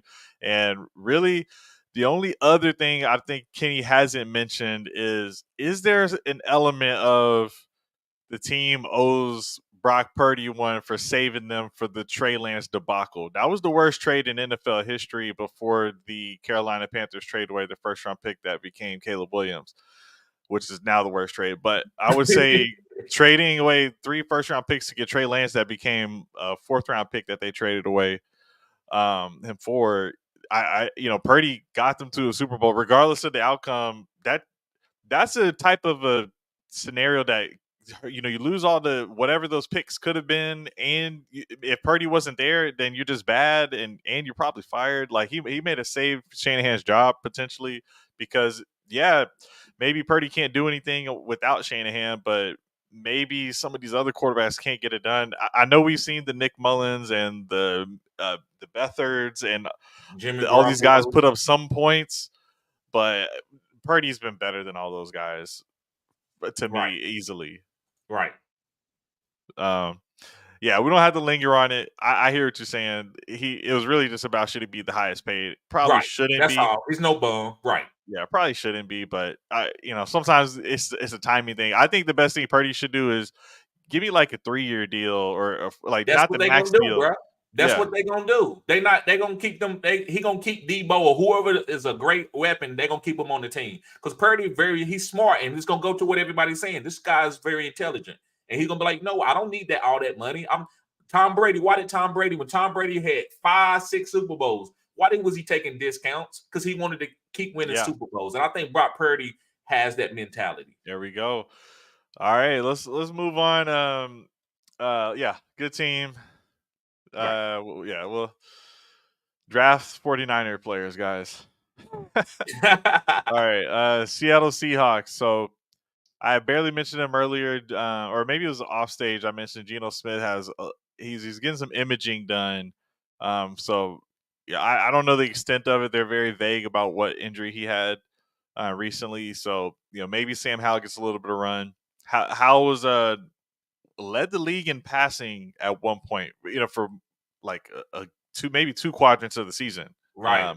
And he got benched because he was getting sacked a ton. But he can play if for some reason Sam Howell gets in there. I should say he can produce fancy points. Anyway, we got Kenneth Walker, Zach Charbonnet. Those guys are good. Kenny McIntosh moves into the RB3 role. So don't fully sleep if there's an injury there. We got DK Metcalf, Jackson Smith, and Jigba. Tyler Lockett is the order. I've got those guys. Jake Bobo, more of a blocker, but he's okay, but not going to be relevant here. And I think Noah Fant could, they got rid of 2 of the other tight ends, Kobe Parkinson and Will Dissly. So I think Fant may be the top option here. AJ Barner is a rookie. So this could be a good season for Noah Fant. But usually if you're the 4th target, I'm not going to be worried too much about you. So, yeah, this is Jackson Smith and Jigba's last chance for a big bounce back just statistically with the hit rate. He's already in a disadvantage situation currently, but this could be the year that he outpaces Lockett. I'm still taking Lockett late just in case he has another decent year. Come on now. Yeah, but how are you feeling about the Seahawks this season? I think we sleeping on them. I talk about the running backs real quick. I believe in this method when it comes to certain running back backfields is to squeeze. And what that mean is I don't know who's going to be the number one guy. So I'm going to draft both guys. And then you might say that's a handcuff. No, squeeze is both guys are going to play early and often. Handcuff is the guy that's on the bench and he's not going to get any reps unless the starter goes down. So I believe with Kenneth Walker and Zach Charbonnet, especially with Zach Charbonnet draft capital in real life, I am squeezing both of these guys. So if I get Kenneth Walker, I'm going to make sure I get Zach Charbonnet. Yeah. Moving on to the wide receivers, I'm taking DK Metcalf. He's an explosive type wide receiver, and I will go back to this week. Well, a lot of people said, TD, I don't like DK. I don't like DK. And then when he went off against the Cowboys, when everybody said that no, I'm not playing him, I said to play him. Then they were like, well, DK, man, this. And I'm like, guys, I didn't know he was going to go off, but a guy like DK, you draft him for his boom. You don't draft him to be 14 points every week and he's consistent.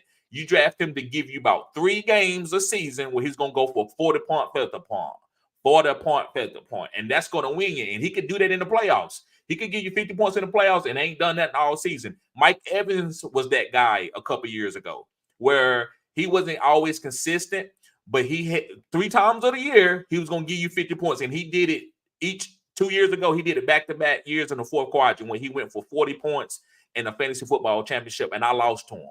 So to me, I like boom players, and I think DK Metcalf is that guy. Tyler Lockett is the guy where you can get at the end of your draft, and he's going to be consistent. He's going to give you 10 points every single week, and he also he's going to have a couple big games. And Jackson Smith-Njigba is the guy that I'm willing to take ahead of Tyler Lockett and actually very close to the DK. So if you want to fade DK and go get Jackson Smith-Njigba as your wide receiver 3 for a 4th quadrant breakout, I think that's a great move. To me, I just don't want to play a guessing game. Right now, DK is the only guy that I'm targeting. But if Jackson Smith-Njigba fall, I'm willing to take him. And Geno Smith is not chopped liver. Geno Smith is not chopped liver. Right now, he's going through a little bit of an injury. But if he is healthy, Geno Smith can distribute the ball to these guys. And this offense could be top 12. So don't just fade these guys because you think they all suck, kind of, right? I'm not saying suck, but, we're not really targeting a lot of guys on the Seattle Seahawks. Yeah. Yeah, don't sleep on the Seahawks. I was feeling the same way, man. I do feel like they're just no one's excited about them, but they did some good stuff on defense in 2023 and this past draft in 2024. They've made some good moves, and Geno did what you needed to deliver. So this team could be good. I think he can support these receivers. Yeah, man. So let's go to another division. So we can move on to the North. Let's do just since we're in this Hall of Fame game, let's go ahead and get to the Chicago Bears in the NFC North. Okay. All right. So we've got a rookie quarterback, and we're a lot of buzz around Caleb Williams. I mentioned really bad trade by the Carolina Panthers, but good fortune for the Bears. They've never had a 4,000-yard passing quarterback, so kind of a low bar, especially with the extra game, kind of a low bar for Caleb Williams to hit. And, he could make this first season just look like he's the best thing that they've ever had really easily. I like watching him. I'm not going to say that I'm amazing at knowing what's a good quarterback, but I like when you have options and, he can see different targets downfield. He has the ability to move, to just give himself time to find some plays. We'll see if that translates in the NFL since these guys are going to be a little bit faster. But I love the targets that he's got on his team in the DJ Moore, who they just re-signed this week. Keenan Allen, who's been a pro and one of the best receivers this past year, may have had his best season actually this past year. And then Rome Odunze, top 10 wide receiver drafted this year in the 2024 draft class. I mean, I like the weapons. I just had an episode with the Bears fan, and he was high on Cole Kmet. I think for Dynasty, I'm actually still in on Kmet because he can do everything you need. And I say Dynasty because I'm waiting for Keenan Allen to be out of there. I was not sure if DJ Moore was going to stay there, but he is there long term. I don't expect Everett to be there, but I would say just don't just trade away Kmet for nothing. He's not going to do anything in 2024 though, guys. So just don't even worry about him for this year. Maybe he can be decent in the future, but he's got the size 6'6" and everything you really need in tight end. And he's still super young and can grow at Justin Fields. And they bring in DeAndre Swift, pass catching back. Um, I would say I thought he was going to be way better than he has been, but let's see what happens here. I can't be more excited than I have been when he was with the Eagles because now he's got a rookie quarterback. So just kind of got to manage expectations. Um, but I believe in all three of these backs that they have ability. So I just think he's got a good cast around him that's kind of complete. You got two tight ends that were number one tight ends. You've got multiple receivers who have been number one wide receivers, and you've got Khalil Herbert used to be a number one running back. Swift was a number one running back. Roshan can catch. I like this team. How are you feeling about the Bears? I like Caleb Williams. I think he has a lot of weapons. They support him. They didn't support Justin Fields like that. Going to the Cole Kmet thing real quick while it's on my mind. I believe Cole Kmet is a great stash guy, and you keep him. Imagine David Njoku like 2 years ago, 3 years ago. Just because a guy's not getting targeted early, you have to wait, especially tight ends. Usually tight ends don't break out until like they 27, 26 years old. It's tough to be a tight end in the NFL. So I'm definitely stashing them. But this is a 3 wide receiver set team, and they're not going to target the tight ends that much. I love Keenan Allen. I love No. DJ Moore. These guys are going to be good. Their ADP is very gravy right now. These guys are going late. DJ Moore was a top 12 wide receiver last year, if I'm not mistaken, Alex. Yeah, DJ Moore. Yeah, Right, and he's so. going what, round 5?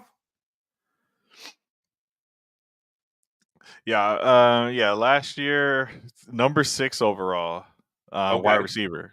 Number 6 right. wide receiver. And he's going like round 5 in super flex leagues. So I'm taking DJ Moore all day, and I like Romelu Duze as a stash. His ADP is moved back down, which is good.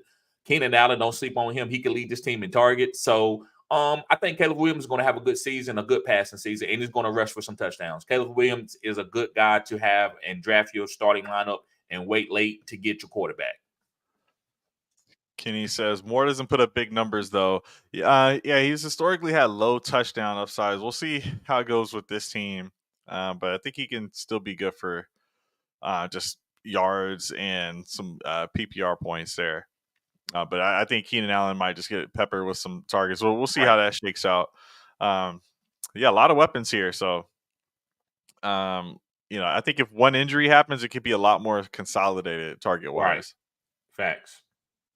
All right. So, another exciting team. Detroit Lions made it further into playoffs than they had in quite some time. And they got one of your guys. I'm having a little internet issue, but Amon-Ra St. Brown. You were early on Amon-Ra. Last year, I cleaned up having Amon-Ra on like every team that I could. He was also on that receiver show. So I was really excited to see how that panned out for him with the Sam Laporta just first year breakout, having one of the better rookie tight end seasons. And I'm hearing a lot of confidence in Jameson Williams this season. Here, let me just pull up the depth or the projections up here. So you got Goff at quarterback. Amon-Ra, Jameson Williams is pretty consolidated. And Jameson Williams is more of that deep threat.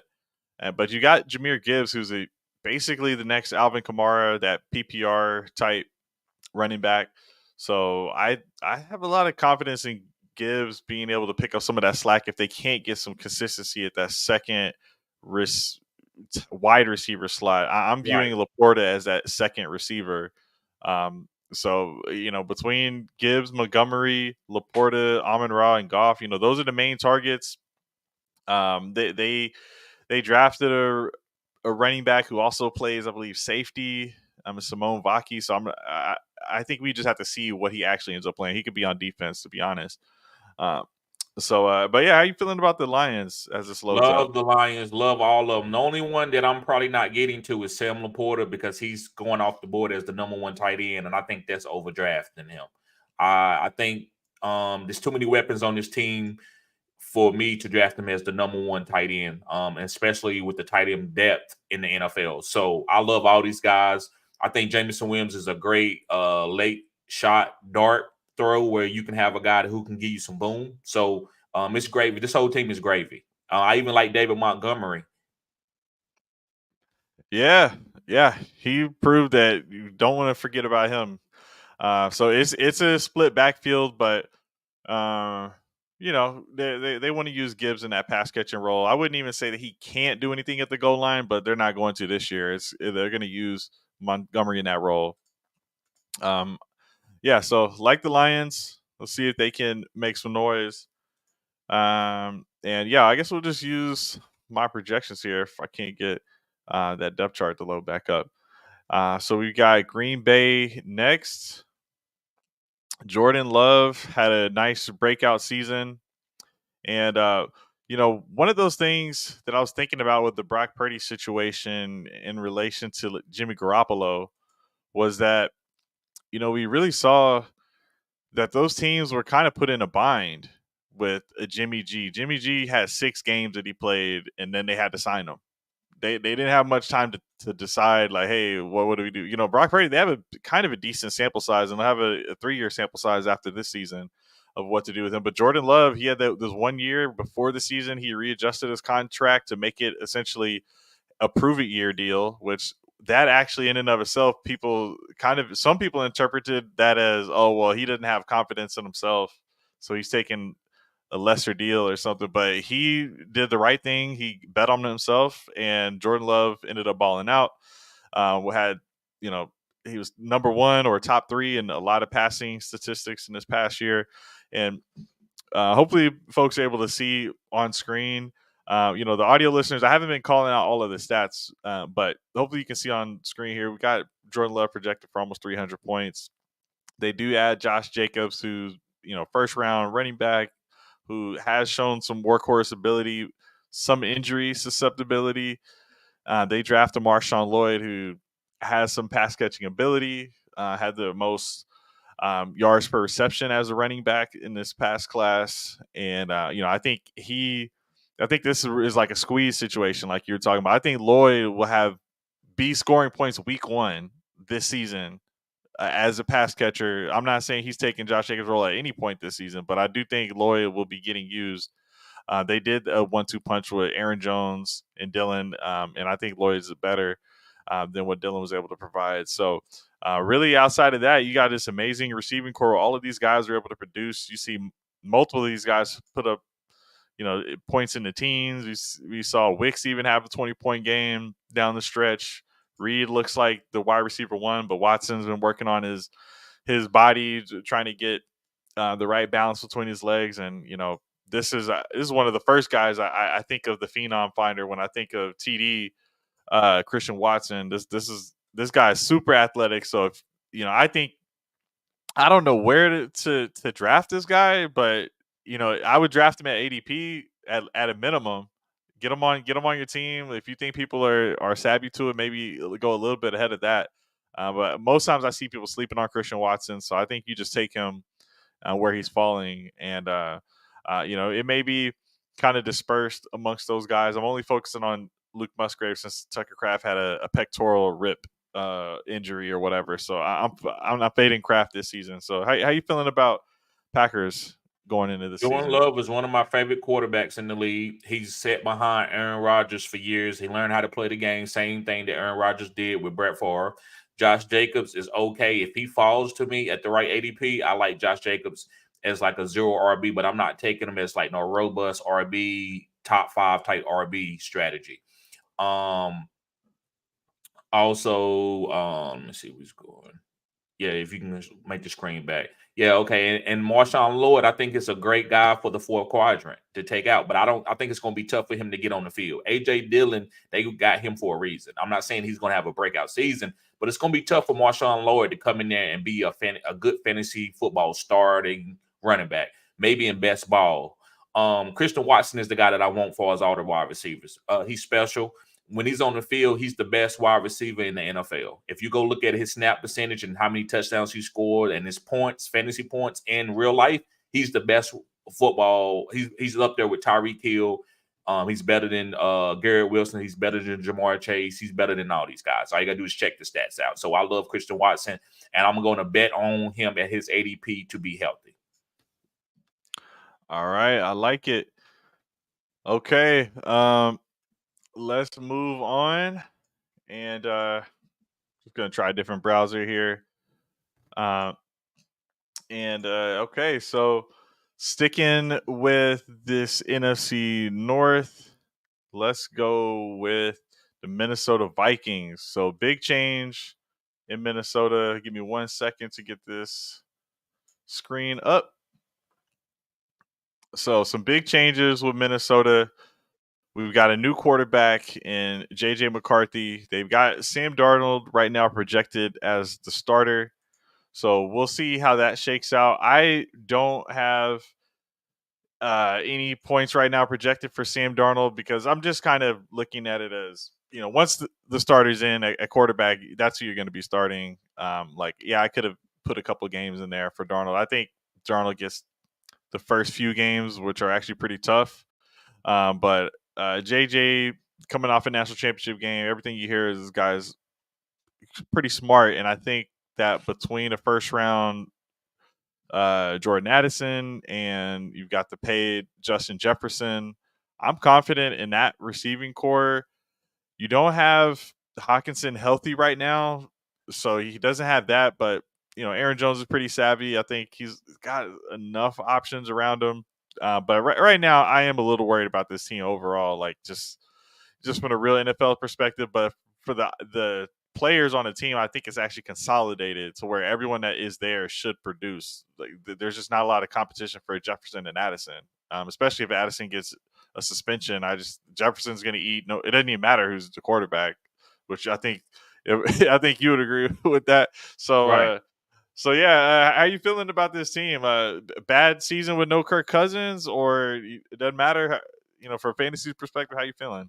I might try to buy low on Justin Jefferson and Dynasty. Outside of that, I'm not drafting nobody on that team Yeah, man, it's tough with the and Addison redraft. situation because Jefferson really is that target monster.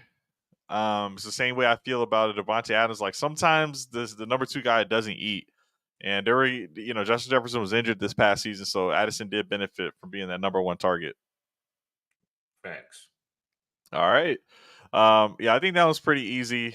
You just got to ease the expectations. Year one, rookie quarterback, and it's just kind of a rough situation with no Hawkinson. If everyone's healthy, it'd be a little more complimentary. So let's go ahead and move on to the AFC North. And a lot of exciting teams here. We got the Baltimore Ravens. And TD, shout out to TD, man. We're moving through this thing. So Lamar Jackson, Action Jackson, man, another MVP season. Got another MVP, second one. Had a good run, beat CJ Stroud in the playoffs, but fell to Patrick Mahomes. So they added Derrick Henry because they've had a lot of bad injury luck with these running backs, and that makes me nervous with the older Derrick Henry. Right. They draft Rasheen Ali, who he himself had a bicep injury during Senior Bowl, something like that. Justice Hill, Keaton Mitchell, he had a kind of a little mini breakout before having an ACL injury himself. So this is an injury plagued running back situation for years. Zay Flowers, I'm all in on Zay Flowers as far as like, hey, Lamar Jackson may not be perceived as the pass throwing type, but Flowers is getting the ball, had a lot of bad drops. He could at least had another touchdown this past season. I think for a rookie season, I liked what I saw there. It's between him and Andrews as the top two targets, and they're hyping up Bateman.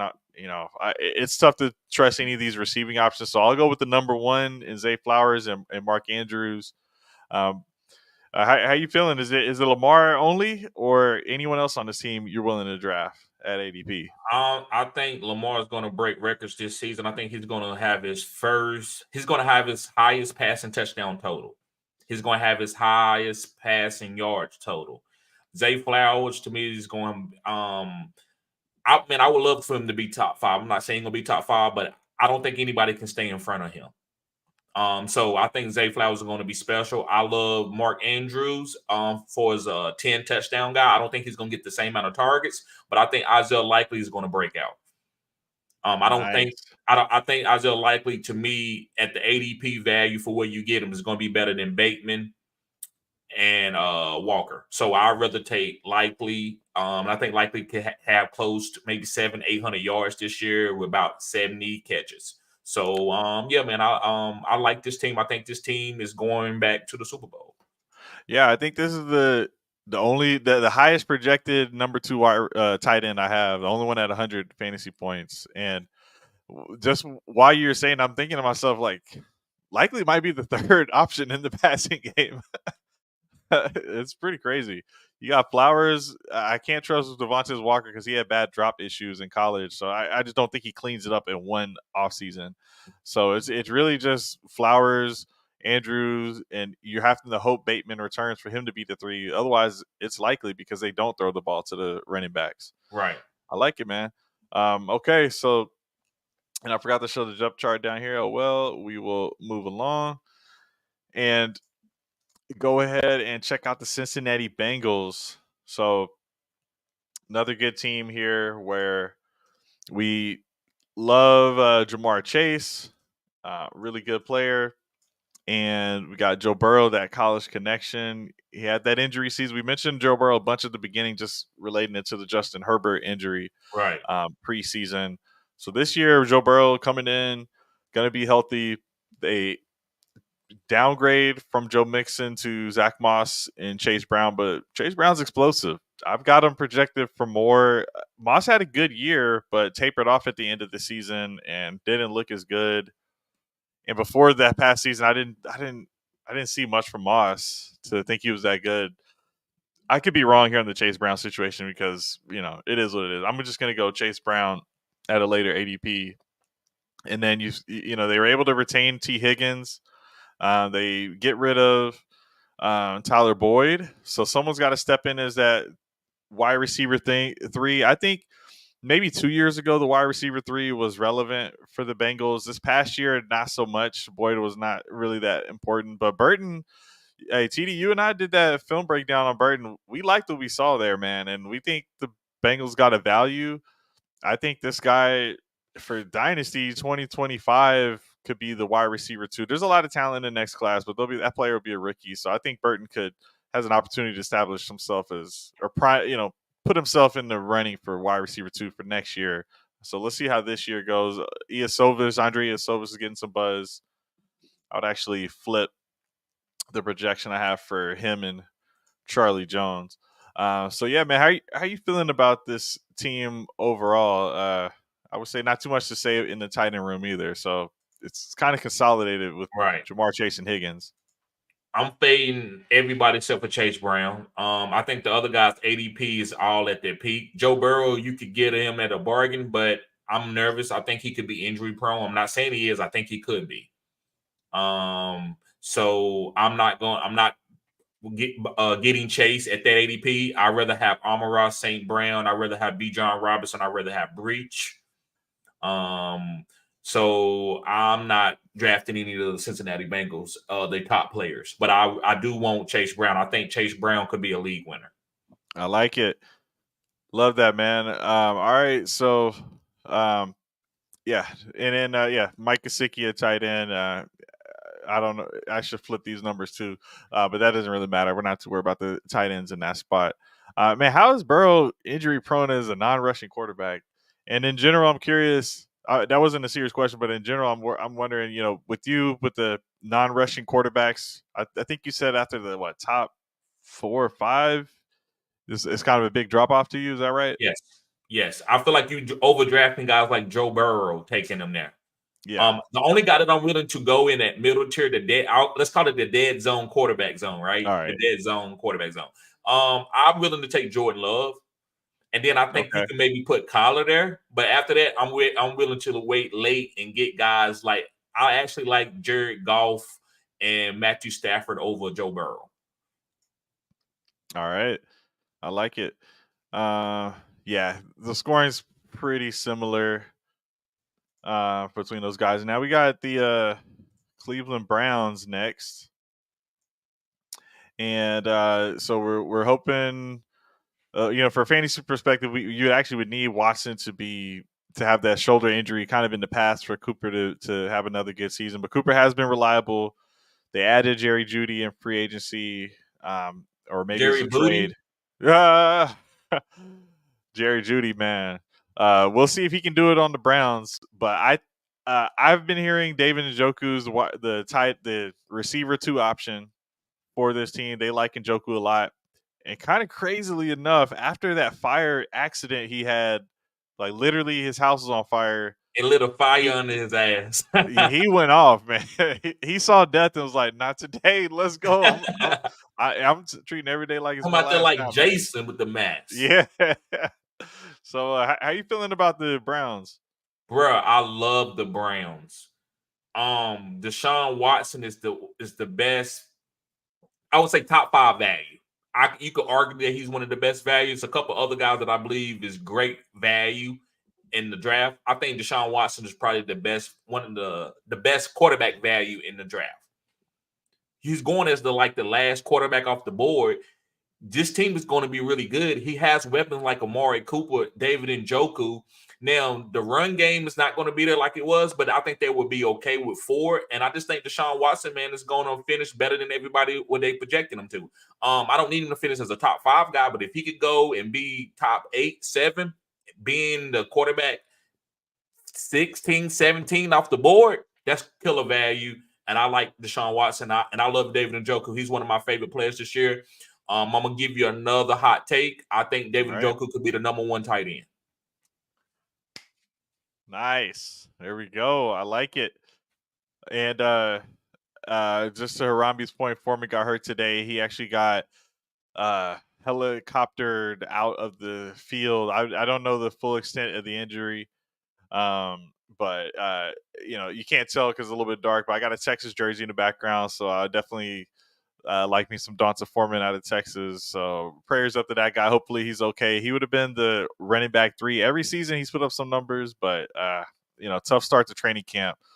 All right, so let's keep moving here.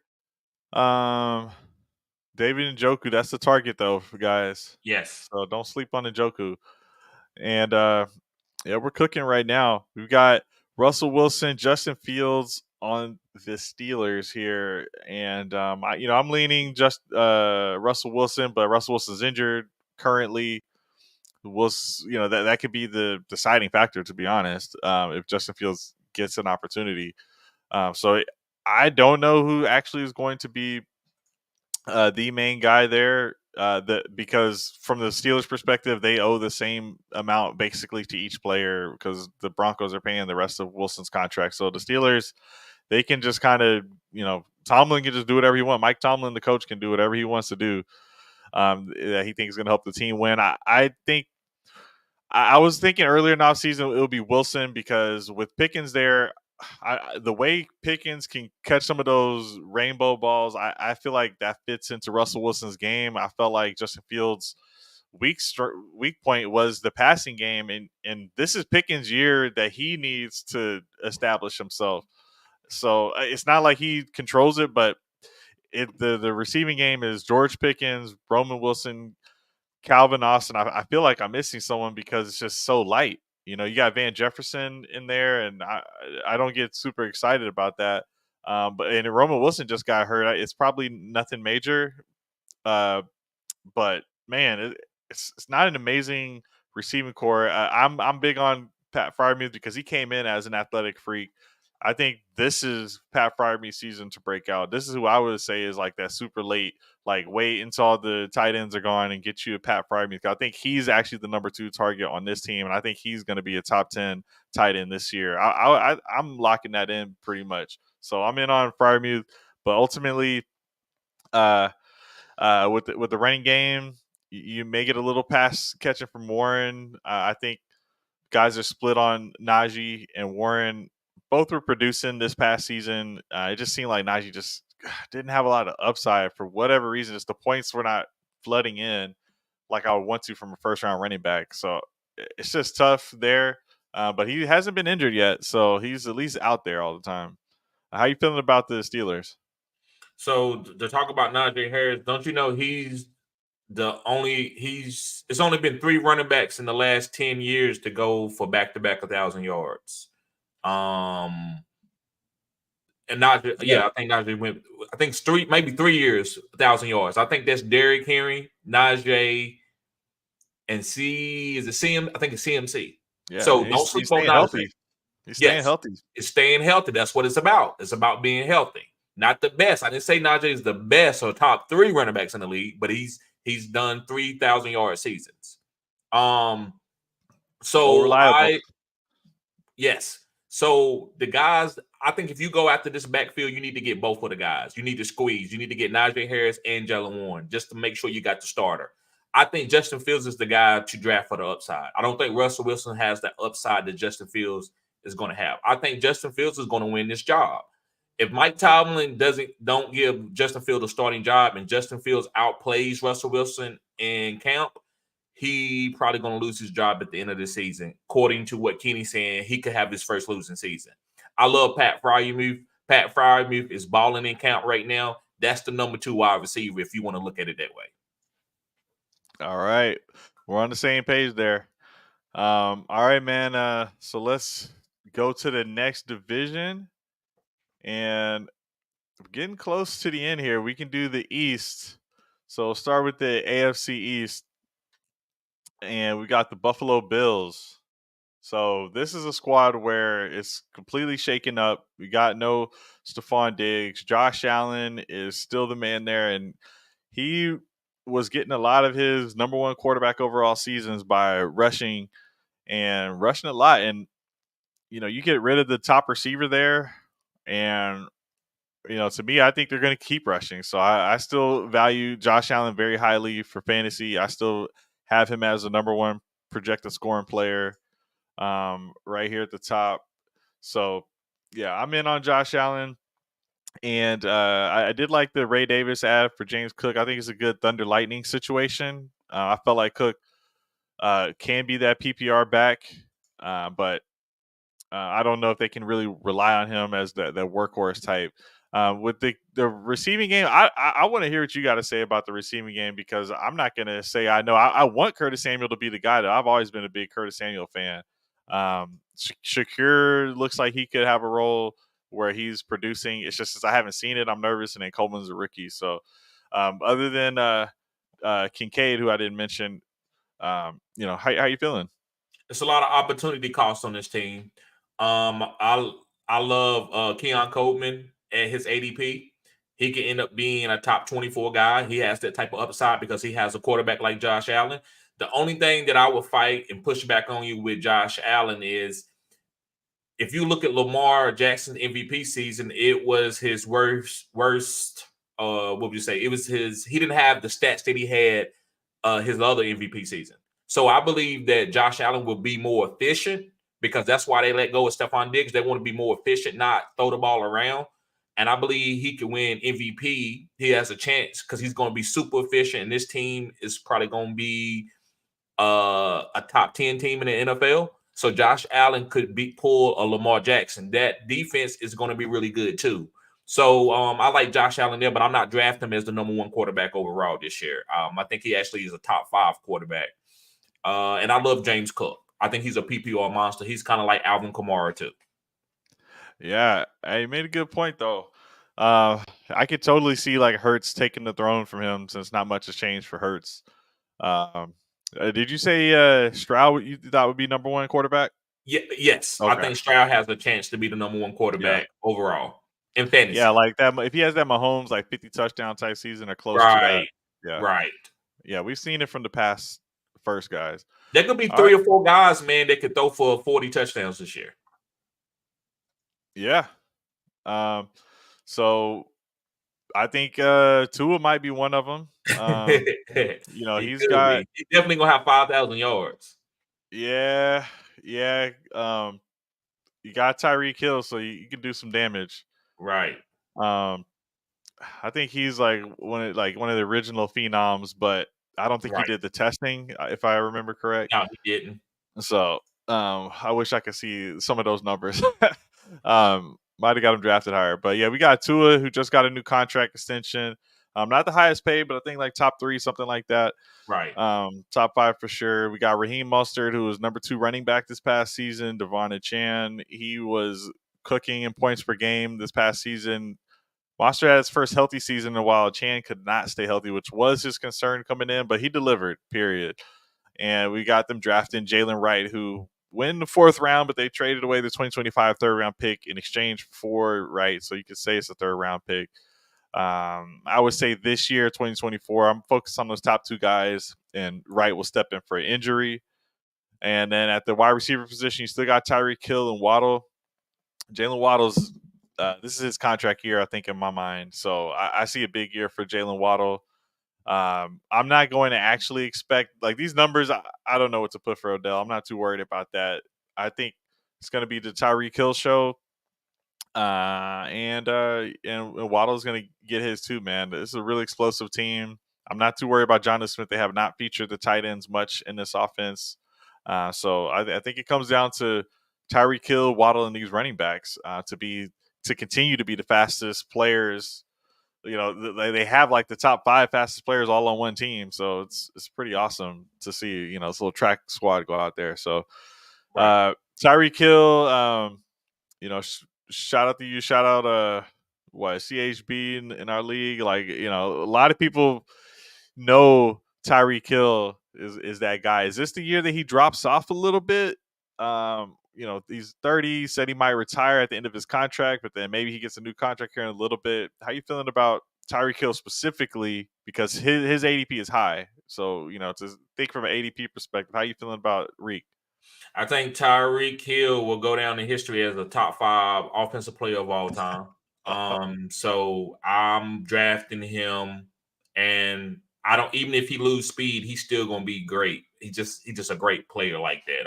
So I'm not really worried about him going out. I'm worried about an injury. I don't want him to get injured, and that's anybody, right? That's the only thing that worries me at this age is an injury, a hamstring or something like that. But basically for this Miami team, man, a lot of people saying I'm drafting too many guys. I'm drafting Tua, A-Chain, Water, and Tyreek. I want them all on the same team. I like it. Don't even mess around. Right. You know, Waddle is kind of he's independent, obviously, but we saw the one rookie season of Waddle just as the wide receiver 1, and he balled out. Right. If anything happens to Tyreek, Waddle's cooking too, man. Right. Okay, so moving on to the New England Patriots. Really great offense, or excuse me, really great defense last year. Not so great on offense, but they've got a new quarterback in Drake May. I've seen Brissett is expected to be the starter. I even saw today that Joe Milton was looking better than May. You know, early reports, the team is going to still a lot of times be forced themselves to just play the guy they drafted number 3 overall. So it sometimes doesn't even matter. They're going to give May that opportunity at some point. Maybe Brissett starts week 1 or something like that. And let me pull up the projections. But yeah, I did like have a little bit of split. So I got 4 games for Brissett. And Ramondre Stevenson got a new contract, which I wasn't expecting. Me neither. And Antonio Gibson, who has always been a pass catching guy, but I felt like was underutilized with the Washington Commanders team. I thought he was going to have a little bit bigger role with this team, but maybe they believe in Stevenson more than I expected. But Stevenson just kind of came off a little bit of a bad year, so I just was fading him a little bit. And touchdown upside was low because they weren't scoring a lot of touchdowns. But yeah, we'll see how that running back room works out. Drake May has some rushing upside himself if he gets mixed in there, so could be a little bit more dynamic than we think. This could be a sleeper offense. I'm in on Jalen Polk, the rookie there. Demario Douglas had success as a rookie. I think Polk can do the same thing. He looked good for Washington in college. And between him and Javon Baker, he's been going off in training camp as well. There's some guys there. There's just no reason to be like, yeah, this is a great offense until I see it. To be honest, like let's see some proof that Drake May can get the connection with these guys, because you actually need 2 parts to be successful. You need May and these rookie receivers to be successful. So I'm kind of staying away from this offense. I think I have to take Polk as the potential Puka Nacua type. I think that's kind of what I'm doing with, because I was really big on Polk. So I'm just treating it like that's like a late round dart throw. I'm not ever taking a Douglas. I don't care about the consistent maybe 8 points I might get. Just let me get a Right. little bit of an upside of a Polk here. I think some people are saying the same thing for Baker. So I guess if that's the route you want to go, I'm going in on Polk. But how you feeling about this team? Bro, the same thing you said. Only thing I will add is I'm taking Ramondre Stevenson in Dynasty as a staple. All Uh, right, yeah. because I think I think this team is trending as in getting better. So I want that running back, and I think he's gonna get all the goal line touches. When he got paid, it reassured it to me. First, I'm like, man, I don't know what they're gonna do because it's New England. Who knows what they're gonna do with a running back? And they paid him. I was like, you know what? I love Ramondre Stevenson. He can catch passes. He's usually catching about 50 or 60 passes a game, and then he get goal line touches too. I love Ramondre Stevenson and Polk. That's the two guys I'm taking. And I will take Drake May and Dynasty if he falls like too late in the first round. All right. Let's keep flying through. We're getting close. And we've got the New York Jets. Man, first game of the season in 2023 was Thursday night, New York Jets, and 4 snaps into the Jets' offensive game plan. Rodgers, unfortunately tears the ACL the Achilles, and it looks like the end of the season for those guys. They happen to win that game versus division rival Buffalo Bills, shockingly. But Aaron Rodgers is back. I really like Garrett Wilson as a route runner, and he was listed, I think, in the 70s on NFL Top 100 list. Watch that video. I mean, guy's really good mover, and he's been a wide receiver once since he stepped into the league. Now he's got the best quarterback play he's going to have. Hopefully, Rodgers can stay healthy. He's the oldest quarterback playing and coming off this injury, so it's tough. It's tough to say that he's definitely going to stay healthy, but I'm projecting from a healthy standpoint. So Garrett Wilson should have the good quarterback throwing to him, and he'll have some good distractions on the other side with Mike Williams as that deep threat. He only had Lazard as a compliment to him this past season, so it's just kind of like impressive that he was able to do what he was able to do. We saw Brees Hall get a lot of those catches just in bulk in some of those games because they didn't have a lot of options. So I do expect Brees Hall to have another good season from that standpoint, especially since Rodgers cannot move. And they did address the running back position with the Braylon Allen, Isaiah Davis. I don't even remember if Abanikanda is on a team anymore, to be honest, because they kind of faded him into oblivion. Yeah, they got him at wide receiver, running back 4. So this team is still kind of light. I would say I do like Conklin. I think Conklin's actually the third best wide receiver that's not Brees Hall. So like the fourth option may be Conklin, maybe it's Lazard, but I'm only focusing on Brees Hall, Garrett Wilson, and I'm taking Conklin actually everywhere, to be honest. But how are you feeling about this team? So man, I love Breach. I call him Breach. I know his name is Brees Hall, but I call him Yes, Breach. sir. I love Breach. I like Conklin, but I'm gonna tell you a guy where I'm biased. Dude, you don't gotta listen to me. It's just Uh-oh. I don't really draft this guy. It's Garrett Wilson. I don't draft a lot of Garrett Wilson. I need to see it. Aaron Rodgers does hyper target a guy, but they got the arguing camp. I'm not saying that means anything bad. I'm just not getting to a lot of Garrett Wilson, and I think it's because of his ADP. I trust other guys around him that I'm drafting. So, like I said, Garrett Wilson is a great talent. I'm not going to deny that, but I'm not taking him. But I do like Breach, and I do like Tyler Conklin. Those are the guys. I'm not touching no Mike Williams, no Malachi Corley. It's too many other guys that I'm trying to draft at that ADP or at the end of the draft. Yeah, and guys, what TD's saying is when you're on the clock and you're looking at Garrett Wilson, Puka Nacua is right there. That's who you're deciding. You're deciding between Puka and Garrett Wilson, and Garrett Wilson's never had a season that Puka Nakua's had. It is what it is. I like Garrett Wilson, but that you're deciding between like all stars at that point. Come on now, Jahmyr So Gibbs. yeah, it's really tough to hit the button there because everyone believes in Garrett Wilson still as a talent, but you got to pass on every other good player to get him, pretty much. Come on now. All right. So I hear you, man. I'm still drafting with confidence. But if Rodgers is injured, then I'm gonna be crying. Right. Okay, so it looks like we made it to the final Cowboys. division. Yeah, which is actually what we decided to start the episode. Well, we were just gonna do the NFC East, but we were like, well, let's just do the whole dang thing. Right. So, uh, I can't end it on the Commanders, so I'm gonna start with the Commanders. uh, Actually, let me start with the New York Giants though, because they did the offseason Hard Knocks, and I mean, I kind of just eat up a lot of that content. I don't like reality, or I don't like the drama sports shows. But if it's like just based on, hey, I'm just recording what's happening at these different things, like I love that stuff. So Hard Right. Knocks behind the scenes, it's still kind of boring, but you get a little nugget here and there. And man, my favorite player is Malik Neighbors out of this draft class. This guy is a phenom, and doesn't Tell even them matter. about it. I've been playing in campus to Canton leagues. I've had Malik Neighbors on my college LSU team for years. I've been waiting for this moment. He's been on my roster since my bachelor party many years ago, and I'm excited, man. This guy is really explosive. Great numbers in college, and that was with a rushing quarterback. He was. I think he helped elevate Jaden Daniels. To be honest, between him and Brian Thomas Jr., but Neighbors is great. Daniel Jones, you know, between him and Drew Lock, they can get him the ball, man.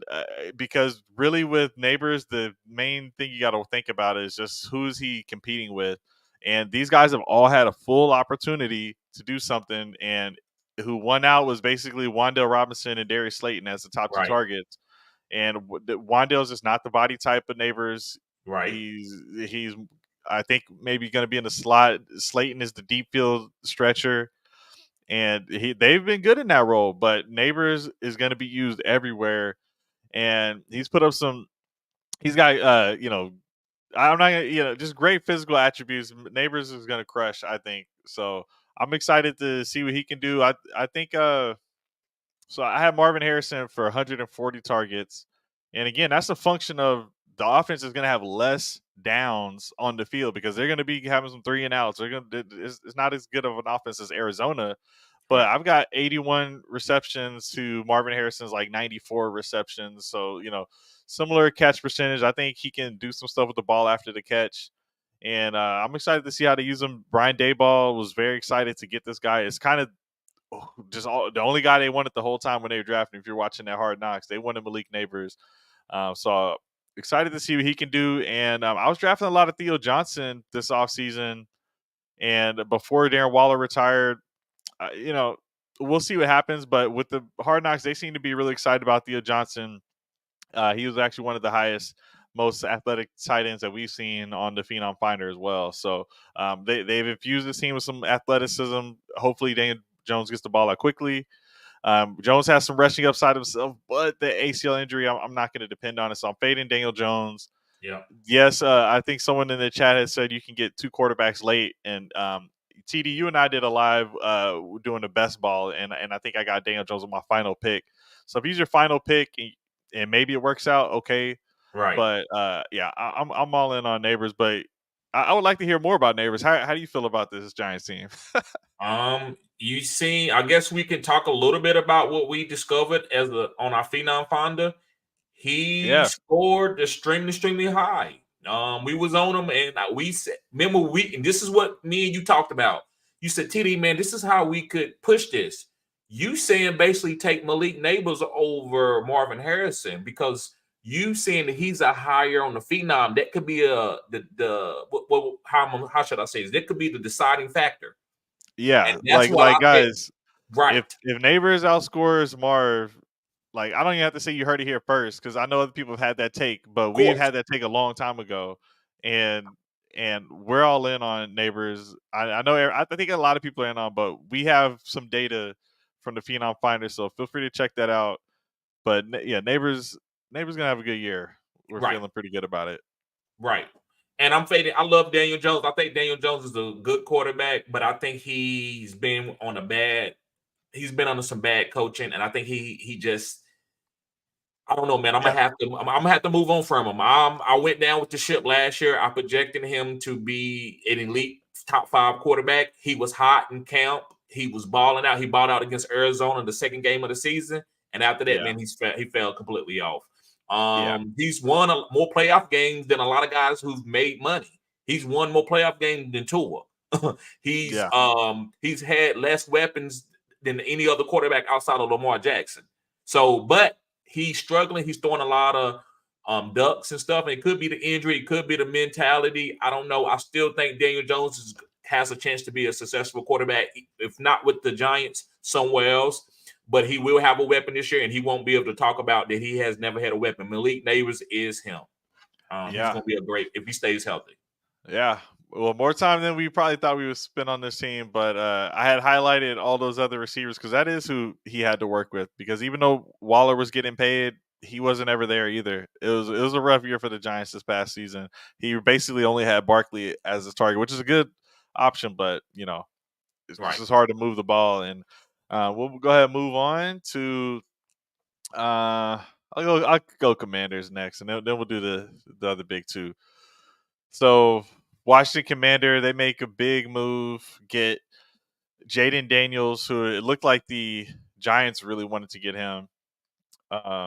So Jaden Daniels, explosive rusher, had a lot of help in college from some good weapons, but he himself was putting up some historic numbers. And I like talking about the evolution of the rushing quarterback because he showed he can pass and put up a ton of rushing yards. So to me, if he can just actually be a good passer, I already know the rushing is there. So I just see a lot of upside with Jaden Daniels. So I've been drafting him aggressively the same way I drafted Anthony Richardson, and Jaden Daniels has the exact same injury concern. So you have to live and die by that. But what I noticed in redraft is usually you can get that rookie quarterback in like the 9th round. If you really want them, you can take them 8th, but usually they're there in a 1 QB. Sorry, super flex. You have to get them a lot earlier, but I'm taking him over a lot of other quarterbacks, and I'll just get another quarterback late. Like you said, you can go back and get a Stafford later. Give me Jaden Daniels early. I'll take a Stafford later. Right. If it doesn't work out, I got Stafford. Right. So I'm all in on Jaden Daniels, and I've got him projected for 81 rushing attempts. I had Richardson for 100, I think. So still pretty decent, but a lot more passing going on there too. And I think he'll start right away. I don't think they'll go with Marcus Mariota for any reason. And then they've got Ben Sinnott, who we did a film breakdown on as well. He looked decent. They do have Zach Ertz, who was injured most of last year for Arizona, but still was okay, sort of. But I'm going Ben Too Sinnott. old. I went on a Washington podcast and went ahead and called Ben Sinnott. Actually, went real crazy. Said Ben Sinnott will be top 5 tight end. Now, officially, I'm saying he'll be top 12 tight end. Ben Sinnott. I think Ertz won't be a factor. If Jahan Dotson cannot bounce back this season, I can't remember who said they were high on McCaffrey, but I'm gonna just go. If it's not, I'm gonna go with Sinnott instead of McCaffrey. I think give me McLaurin and Sinnott, which is not great for Daniels. I Right. understand, but I'm thinking Daniels gets his points off of rushing. I don't think Commanders have a good season. They did a lot to defense with Right. Dan Quinn as the coach, so I think they're gonna try to keep it to a rushing with Brian Robinson as the lead there. I'm not even sure. I had to change the Eckler points here because I'm just not sure how they handle this running back situation. So how are you feeling about the Commanders? So one of my favorite players is Jahan Dotson. He struggled Okay, last year. I need to see Johan. you like him too. No, I've actually been trading him this off season, but this Right. could be the year, man. Yes, I like him, but I need to see this year. I think Jaden Daniels is very accurate. I don't think he has a strong arm, but I think he's very accurate to be a dual threat quarterback. But my guy that I like in fantasy football that I'm drafting is Brian Robinson as a flex play.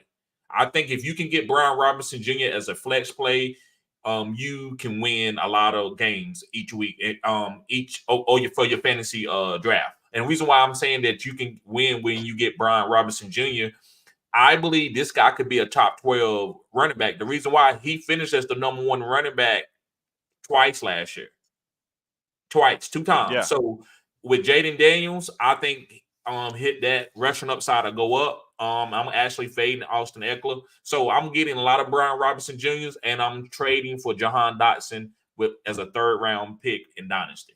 Yeah, and guys, I would say this projections I've got here is a little bit boosted because it's PPR, so they're factoring in those 46 catches for Eckler.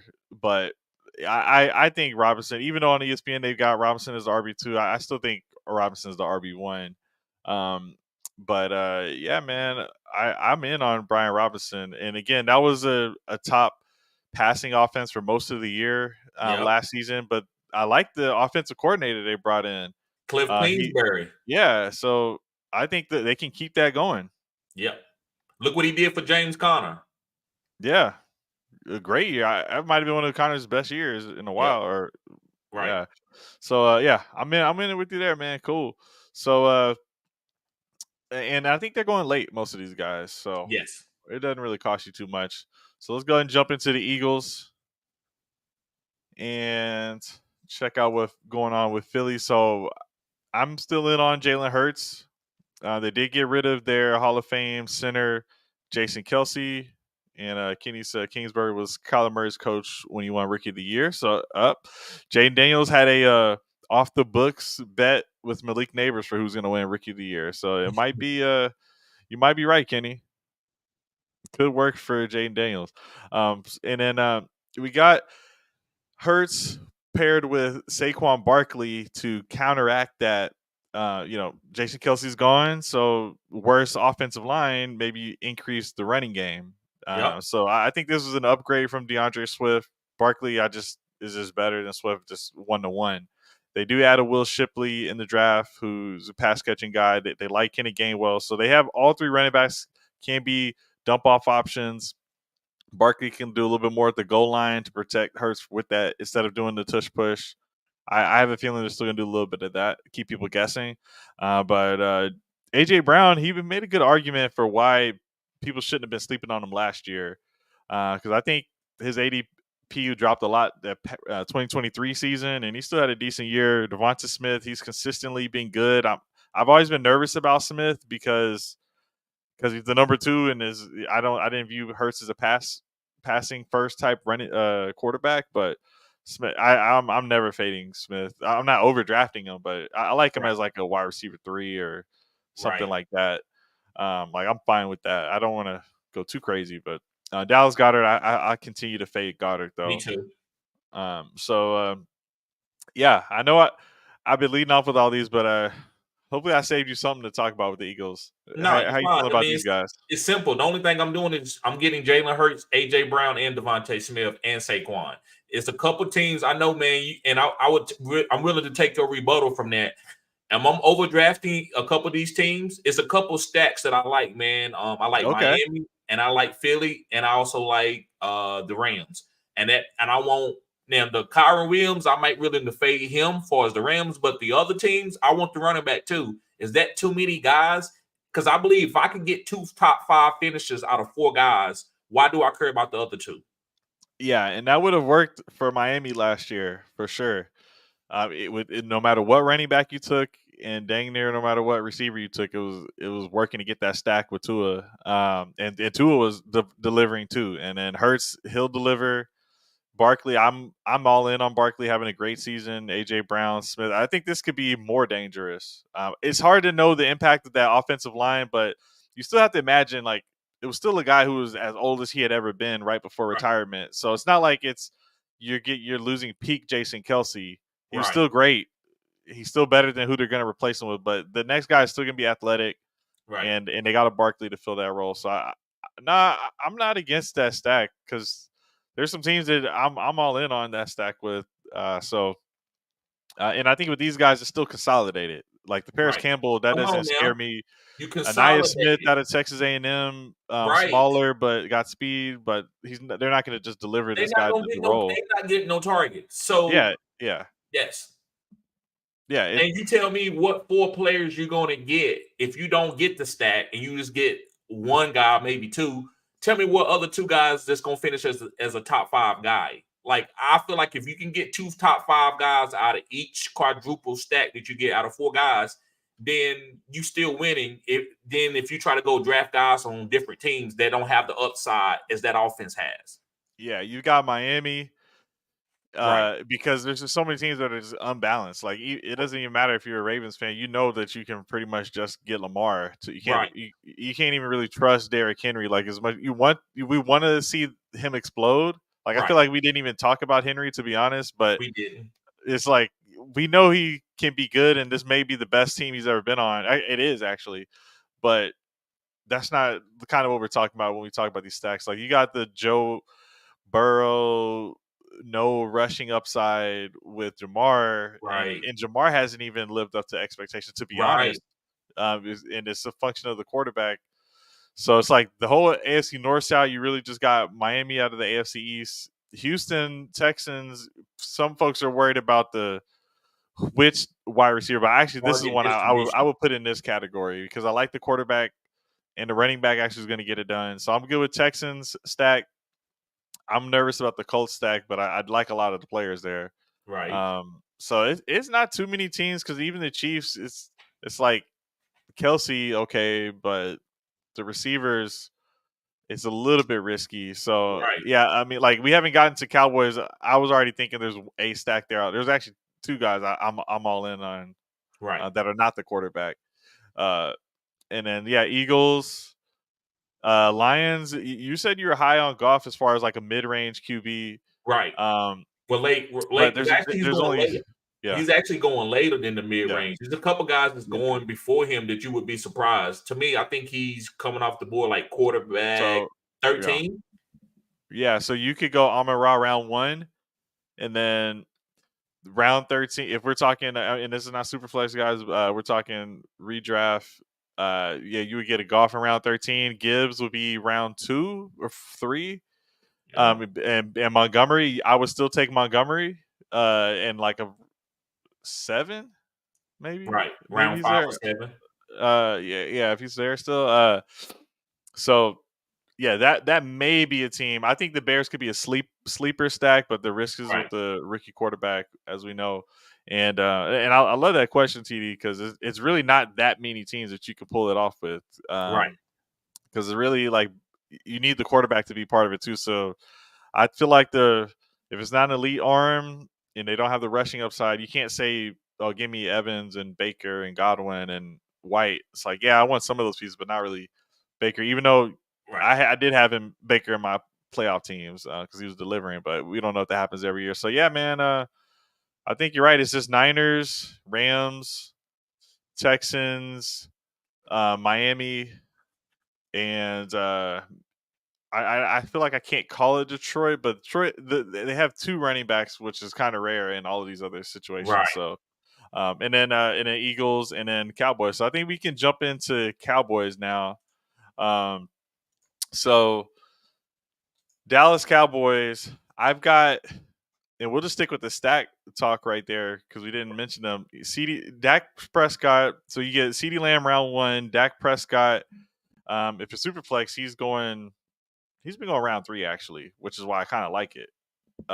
Because sometimes it's the age or whatever, but Dak isn't going as early as some of these other guys, and he still was top 5 Top quarterback. I think he 3. was number. Yeah. There you go. And then my other guy I was saying was Ferguson Yes.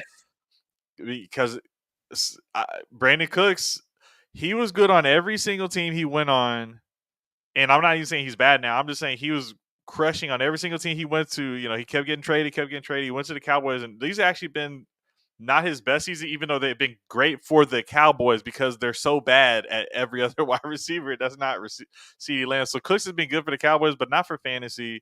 It's Lamb. It's Ferguson. Ferguson's had like a 3 TD game, I believe. It doesn't look like the other tight ends are a factor. And we waited for Tolbert. I don't think it's going to happen. Okay, wait. First of all, I would say, guys, I am in on Tolbert a little bit. I'm not going to lie, Yeah, as a but not. sleeper. Yeah, as a sleeper. I think I've been following it pretty closely. I think Tolbert may have a chance actually this year. Flournoy is like the rookie, but like a 2025 or later type of Right. situation. And Turpin, he was a Pro Bowler, but as a punt returner, kick returner, it sounds like they will use him more on offense, but and Jalen Brooks has been getting some buzz, but I'm gonna say it's Ferguson as the second option with the way that Dak is leading the league and a lot of categories. He's basically the MVP runner up. I'm in on obviously in on CeeDee Lamb. I'm in on Jake Ferguson. I'm not in on the running game, even though Ezekiel Elliott led the Patriots in receptions this past season. That's a fact. So Elliott's not done, but I'm not focused on Elliott. Give me Lamb, give me Dak, give me Ferguson because they're all going. Ferguson's going as basically the last top tight end. Right. Prescott's Last going as year. one of the last good quarterbacks. Like he's going after Love. He's going after a lot of these guys still. And Love put up numbers, but Lamb is still going. Like a lot of people do have Lamb as number one. I've got him as number one. Have videos on it, but people still taking a Chase and Jefferson over him. Give me Lamb. I have not seen Amon-Ra go ahead of Lamb. I don't think that'll happen. But I've been yeah, doing man, it. you've been doing Amon-Ra over Lamb. Yeah. You All know right, me. how You know me, man. yeah. I know you I always got something to say that's cutting edge, right? All right. Let's hear But it. I just think Amon-Ra, and I'm just sticking to my guns, what I've been doing with Tyreek and Amon-Ra for the years. Sometimes, man, just because a guy is being projected as being nice, I got to go with the guy that I feel like is going to have a good season no matter what. I feel like Amon-Ra, man, they don't really need him. CeeDee Lamb, if he, like, they got to have him. If he don't show up for 1,500 yards, this team is going to be garbage.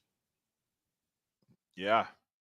You know, so I like Amon-Ra where they got Jahmyr Gibbs to worry about. They got David Montgomery. And so Amon-Ra can just eat. Tyreek is a little different, but they still got other weapons there too. So CeeDee Lamb, I'm just fading him because there's a lot of pressure on him to be a 1,500-yard wide receiver. He has no other. He don't have any other weapons. And also, man, I love Rico Dowdle. I think Rico Dowdle is going to beat out Ezekiel Elliott. Rico's a guy. Like when I was saying the Zamir White thing about stashing a guy a year early, I had Right. stashed him last year, thinking this year he would be the starter. And as he comes out of nowhere, but to be honest, when that draft happened and they drafted no running backs, I was like, oh, Rico, Me too. let's go. Yeah. Like you don't do that unless because you still don't know if you can sign Zeke at that moment of the draft ending. They draft no running back, so at that point, that's enough confidence that going into the year, if Zeke goes down, they're going to rely on Rico. And Rico, all right, Zeke's going to start, guys, because of the history with the Cowboys, Right. but Rico will still have a role. Rico's main issue has been injury concerns. If you follow the team, you know that. So, and I've been hearing they like Royce for fantasy. We're not going to dive too deep into that. Deuce Vaughn, kind of like he's like a poor man Jaleel McLaughlin, like which is tough to as that sounds, but he can't move the pile. He didn't have the size, so that's the most recent draft pick, and then Royce was their most recent. No, it was Zeke they brought in, but I don't know, man. Don't fade Rico is all I'm gonna say. Right. All right, man. So any final thoughts? We made it to the end here. I can give you a quick update on the Now, don't tell me. Don't Hall tell of me. Fame. Don't tell me. Well, you know, if you want to announce it for the live, but I wanted to go back and look at a couple highlights before I actually knew the score. But if you want to announce it for the live, you can. It is not that serious. I'll let you have your spoiler free Hall of Fame game preseason one. And guys, we're excited. Football's back. I'm going to the Hall of Fame actually next week. I'm going to be in Canton, Ohio at the Fantasy Football Expo. So if you guys are around, go check that out. There's going to be a lot of other awesome content creators there as well. A lot of funny games going on, some parties. And after that, we're going to be in full swing. All the other slated games for preseason are going to kick off. So let's pray for some health because it can get pretty sketchy around this time, and we'll be here to help you guys stay on top of it. TD, I appreciate you staying a lot extra. I just now looked at the clock, so I really appreciate you hopping in here with us. Thanks again, Iggy, for subscribing to Fantasy Good Sports. Thanks everybody for showing up, and yeah, man, I think that's it for us. Any other thoughts to close us out with? Anything you want to plug, TD? No, guys, just make sure you sign up as a member for my channel. I have listener leagues. So all you gotta do is become a member of the channel. I got 4 different tiers. I have a $1 tier, So that's cheap. You don't have to worry about me hitting you in the head. So yeah, sign up as a member and you can play against me. And I got best ball leagues. Also I have a best ball dynasty league this year. That's going to be awesome. And also, guys, I have consultations. So if you need help with your draft, if you are a Phenom member, guys, you get a 25% discount, and that's going to be $75. And I'm going to be with you the whole draft, and I can help you pick, no matter if it's 3 days or a week or if it's just 3 hours. I got you. If you just need a regular consultation for 30 minutes, it's going to be $50. And if you are a Phenom member, you get that half off for your first consultation. So make sure you sign up and enjoy those perks. And if when on Sunday, I know we like to ask fantasy football questions starting 6. If you are a member, you get to skip the line and get your questions answered first, unless somebody super chats, and that takes priority over that. So, guys, appreciate y'all tuning in. This is really good content. Hopefully, man, we can do some more content like this. Yes, sir. And yeah, thank you guys. Yeah, Kenny mentioned how NFC's never has a repeat champion. So it was Eagles last year. So and that's just like that Rams lead running back situation. I believe in the patterns. So don't worry, don't run from the patterns. Like even in season, when you see some guy like 1 week he's bad, the next week he goes off, like that hits a lot. Right. I swear it's the weirdest thing, and you're not supposed to really follow those things, but be willing to lean into some of those patterns and see what's going on. But stay locked in with this. We'll see you guys soon. Definitely subscribe to the channel and hit the like button on the way out. And appreciate you guys. And we'll see you guys in the next one. See ya.